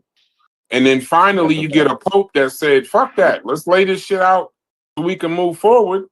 And they damn near ostracized him, got him out of there just because he was bringing. They like, don't you know you ain't supposed to be talking about this shit? Essentially, so get him the fuck out of there. Yeah. So good conversation. I don't went to the Bronx. Keep going. I need to go take a shower or something. Because the way the way y'all describe the Bronx, brother. Sheesh. Y'all lucky to make it out of there, bro. Y'all lucky. I definitely need a shower after this conversation, Brass. I feel you. It was a good conversation. I hate that the Bronx was like that. Because y'all say Bronx is on planet Earth. I think Logic said that and Chef said that.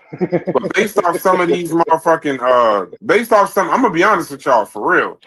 I grew up, I spent some time in the projects, and I think some of y'all all spent time in the projects.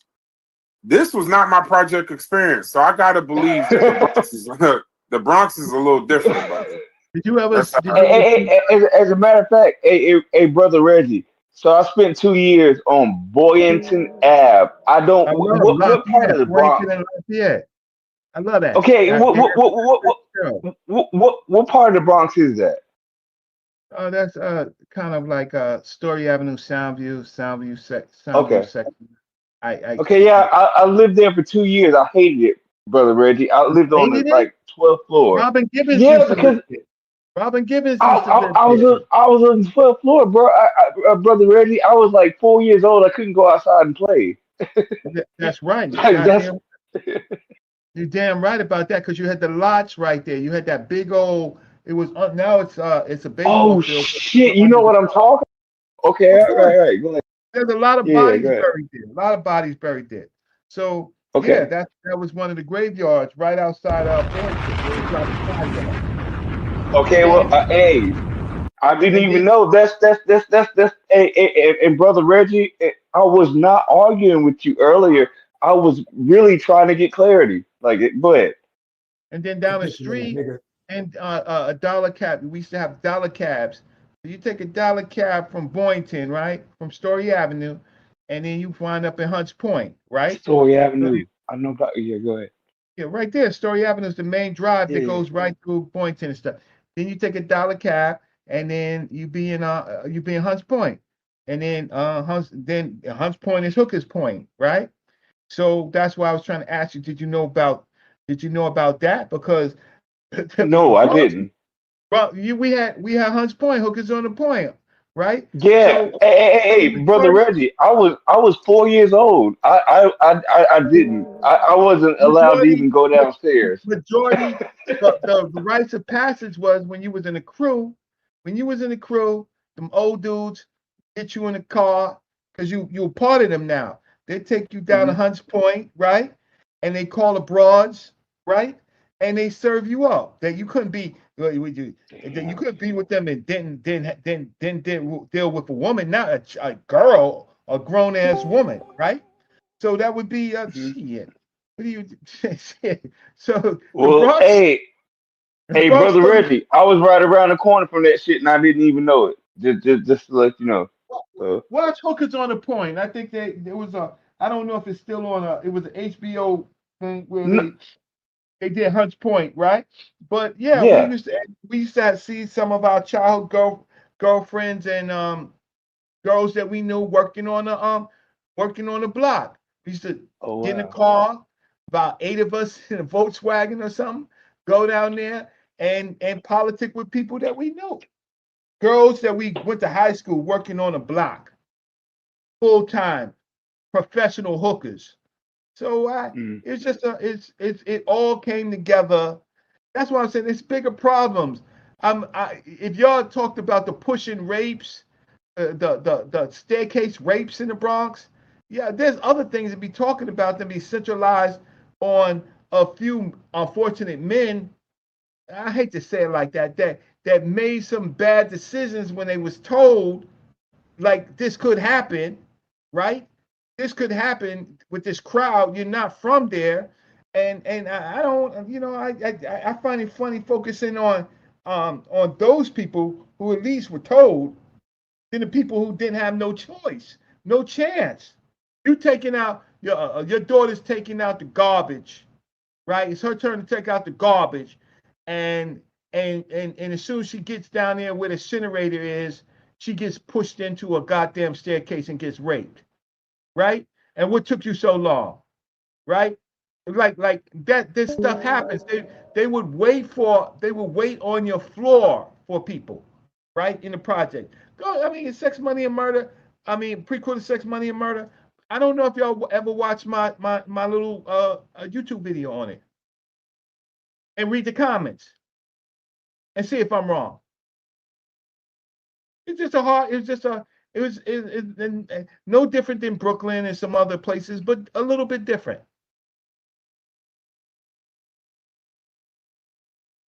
Hello?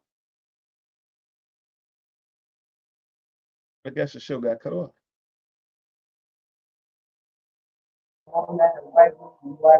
No, you cooking, Red. Yeah, but I do have a real video. I show you. I talk about, man. Here's the thing. You live on the 12th floor of the project, right? Right. Yeah, yeah, you couldn't, brother Reggie. My phone was away from me. Like I literally live there, and I'm not aware of what you're telling me. So that's Yeah, why you when live on the 12th I floor of the don't mean to project. give New York a bad rep. Like No, you can I'm give them a trying to bad rep. understand, but Yeah, man. You can live on the 12th floor of the project, right? Watch this. 2 elevators, one not working, right? Now check this out. You live on the 12th floor. You got to go to school. You got to go shopping. You got to go to you got to do it. You Bro, got to do a you whole. go talk about Soundview. You know, I was born in the Bronx, right? Let me tell you where I was born at. You know where Washington and Tremont is? That's where I was born. I went to PS 58, and I went to that. I was born and raised in that corner right there, and then I moved to Allerton Avenue, Pelham Parkway, but I hanged out with a whole bunch of people. Man, that homosexual experience, bro, is very. It's not like you don't hear nobody talk. I mean, it's the same people talking about it. It's like not like everybody experienced that. So you really got to make sure that it's not like it was a hip hop experience in homosexuality in the Bronx. That wasn't happening. Yeah, well, wait 1 second. I gotta take a call. I'm gonna mute my mic. I'll come back. Who's this?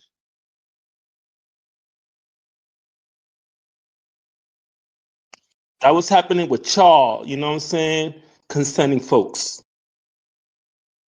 I'm here. That would I'm not here. exist with the people that I How old was are you? chilling with. First of That all, should how not old are even you? exist, bro. That so wouldn't that's a good exist point, in Tony. my community. We would not be down with that shit. It would not be down. We would not be down with So that. that's a good point, Tony. So my entire point, brother Reggie, I wasn't old enough to experience what you're talking about. I moved right back down to North Carolina. I don't know nothing about that shit, bro. So I think when I come off of mute, people think I'm arguing. I'm really asking for clarity. So go ahead. Well, I'm just saying. First of all, the other brother that was talking. How old are you, bro? See, man, I told you where I was born, up where I was raised. I used to go partying at the schoolyard on the jams. You guys don't talk about the jams in the schoolyards because you don't remember that because you weren't there. You weren't there. The jams in the schoolyard. You guys never talk about the jams in the schoolyards. Yeah, we where it do. all really started. Okay, we don't talk remember about that shit. we So talk about you don't gotta talk about how old I am and like all that bullshit. I was there, dude. I was like ground zero. You know what I'm saying? That was what your experience was a specific thing with specific people that were involved and around that.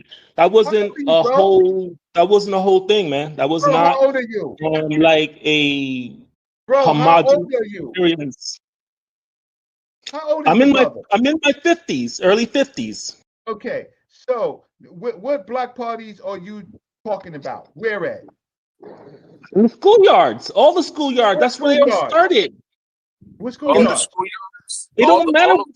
I'm just telling you what schoolyard. We're not gonna ask. We're not gonna go questioning road. So they had jams in Catholic school park. They had in the schoolyard. Listen. In the schoolyard. Remember? Like in the schoolyard at night on weekends, they used to bring all their speakers and all the rappers used to come out, and all the MCs used to come out. He's asking you what location? In the Bronx. Where? What part? Park, like Echo Park, like you know what I'm saying, like all over. What are you talking about? Every fucking park. No, wasn't every. Where were you at that time? What are you talking about? I'm in Castlewood Projects. I'm living in Castlewood Projects at 88. What are you talking about? Look. See, this is the problem. I'm gonna put a song. I'm gonna put a hip hop. Oh shit! I'm gonna put a song in the chat. It's gonna talk about exactly what I'm talking about. It talked about when we used to throw parties in the schoolyards, and then it got so crazy that they had to close it down and throw them into fucking clubs and make money, and that had to close down because we need to shoot that place up too. Okay. Look. You know what I'm talking about now? Wait. MC Shan? Yeah. Wait, hold on. First bunch of thugs. Bunch of hoodlums. I think a little bit. We started going to the parks, me, myself, roughly 78, 79, right? 78, 79.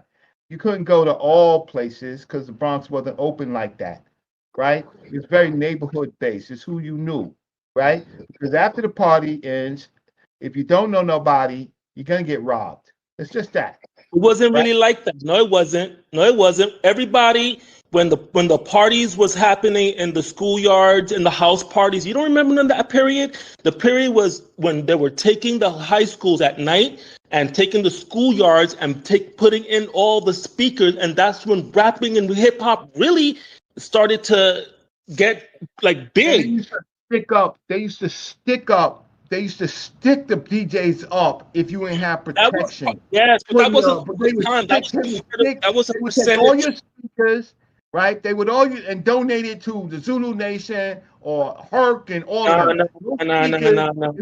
These were independent people just putting us. Am I wrong? Am I wrong? You're right because it did happen, but. It wasn't hip hop wasn't a Bambatta production in New York. It was they had their little big piece. But the schoolyards, it was illegal. They would take the speakers and go over there and DJ, and then it got too crazy. Shootouts started happening. They needed to stop that shit, and then they started going into clubs, and you had to start paying for it. And then that started getting crazy. I'm gonna put a song in the chat where it tells you the story of how it all began. The cops don't show up. What do you mean they had to stop it? Who stops it? Who stops the robbery? Who stops the murders? The schoolyard jams? Yeah, who stops it? The police, the gangs, all kinds of shit would stop it eventually. See, look, I like to really talk like factual, right? I really do. You think that didn't happen? I really. The cops would come to break it up, or gangs would come and split it up. You don't know what I'm thinking about. Stay away until there's violence where they have to act, right? They would rather not come into a melee of people with sawed-off shotguns and stuff like that who can get them in the dark. No, I'm not talking about you off on some other thing. I'm trying to tell you, like in the beginning, when they were jamming and starting, it was started in the schoolyards, and then when people, we would go to other neighborhoods and other people's communities to the schoolyards and party. Let's go over here, yo. They have a jam over here, yo. They have a jam over here, yo. It wasn't like you could just stay in your own fucking neighborhood. Like it wasn't you. I mean, nah, bro. Like I don't know when. Like, that's crazy. You're obviously 10 years younger than me, right? And so, so when you started where you started, you told me the area that you were from, right? Did you ever go to a party in Castle Hill Projects? Of course, I have. Right. So you went. Okay. So you went to a party there. Right in Castle Hill Projects. Who was the DJ? Who was doing it? There was a bunch of DJs up there, different times, different. There was a bunch of DJs. There was high school DJs. There were famous DJs. There was all. We're not going to go down question. No, we all going to go down. You know what I'm talking. We're not going to go down question. Because if you're going to, you're not going to really question where, like for real, like there's only one group of people that was doing parties in Castle Hill. Castle Hill wasn't open like that. So you had to be accepted. So you saying they had a monopoly on all the parties in Castle Hill? Castle Hill, yeah. Like if somebody had a house party or somebody rented out a little cafe to throw a party. I mean, that's bullshit, bro. Like maybe they have of course, they always have like major producers, but you can't say that people can, that's not true. Yeah, but I'm telling you it's true. All right. Well, okay. That's not my experience. That's what I'm saying. Well, I'm not saying you're wrong. I'm saying that's not my experience. I'm saying because I remember when I was out there, I was going to different communities, different people. Even if you're down with Rocksteady, cool. We were still going to other people's places and other people. It was cool. It was not like that, bro. It was not like that. Okay. So there was violence. There was all that shit. Yeah, but it wasn't like that. Like you ever go to a Bronx River party? I didn't go to question, bro. You don't even remember the jams. I'm gonna put. Matter of fact, I'm gonna back out here. I'm gonna look for the song because I play it to this day because it reminds me of where it all started. It's Saquon. I mean, I'm Sedgwick Avenue, right? Nah, just listen to it. There's also Bronx, but we don't need to hear a song. I'm just trying to figure out. You do hear it. Utopia view. What if you don't think that's where it cut? That's this is Utopia view, and I'm trying to get you qualified. I'm trying to find out the history of hip hop. I'd rather hear from a song than hear from you or me. Hey yo, I come on this show. I don't have to come. Get this honest. This dude right here that's talking. Y'all know this dude? Y'all know this dude? I got you. He's flashing up. True though, like come on, like you gotta go to the music to go. Talking? Nobody knows. After all the shit that we've been talking about, all the violence and stuff, he want to come around and make it a Wonderama. No, I'm just trying to make sure you're not trying to make it look like the Bronx hip hop that whole sphere had to do with like Africa Bambaataa. He was a part of it, but he wasn't like I didn't say that. I didn't say it was all about or homosexuality, or you couldn't go to other communities or other neighborhoods and shit like that. Like you can't do that. Like this is not. It wasn't like Old Town. It's not like nothing like that. Hey, listen, I don't got nothing to say to this dude. Get off, because you can talk about you can. I mean, we got two people saying this agreeing with me. There's enough history of the Bronx. I could get Morpheus on. I could get a whole bunch of people. I talk to old heads, right? and I lived through it too. I talked to people with much more experience from the spades days, right? From the gang days, right, to the truce, and then after that, then the baby spades and all of that. Like you trying to say it's on utopia, right? At first, Bronx was just gang city, right? Gang city. You could get robbed on a bus, you could get robbed on a train, right? And you better know somebody in the neighborhood, right? So so with all the stuff that you're talking about, you can listen to Fat Joe. You can look. I just don't understand. We all went to Manhattan because Manhattan was peaceful. Bronx wasn't peaceful. So I hear what you're saying. You blessed, and I don't even use that word. You blessed, bro. You blessed. If that's your experience, you ever got robbed in the Bronx? You ever got robbed?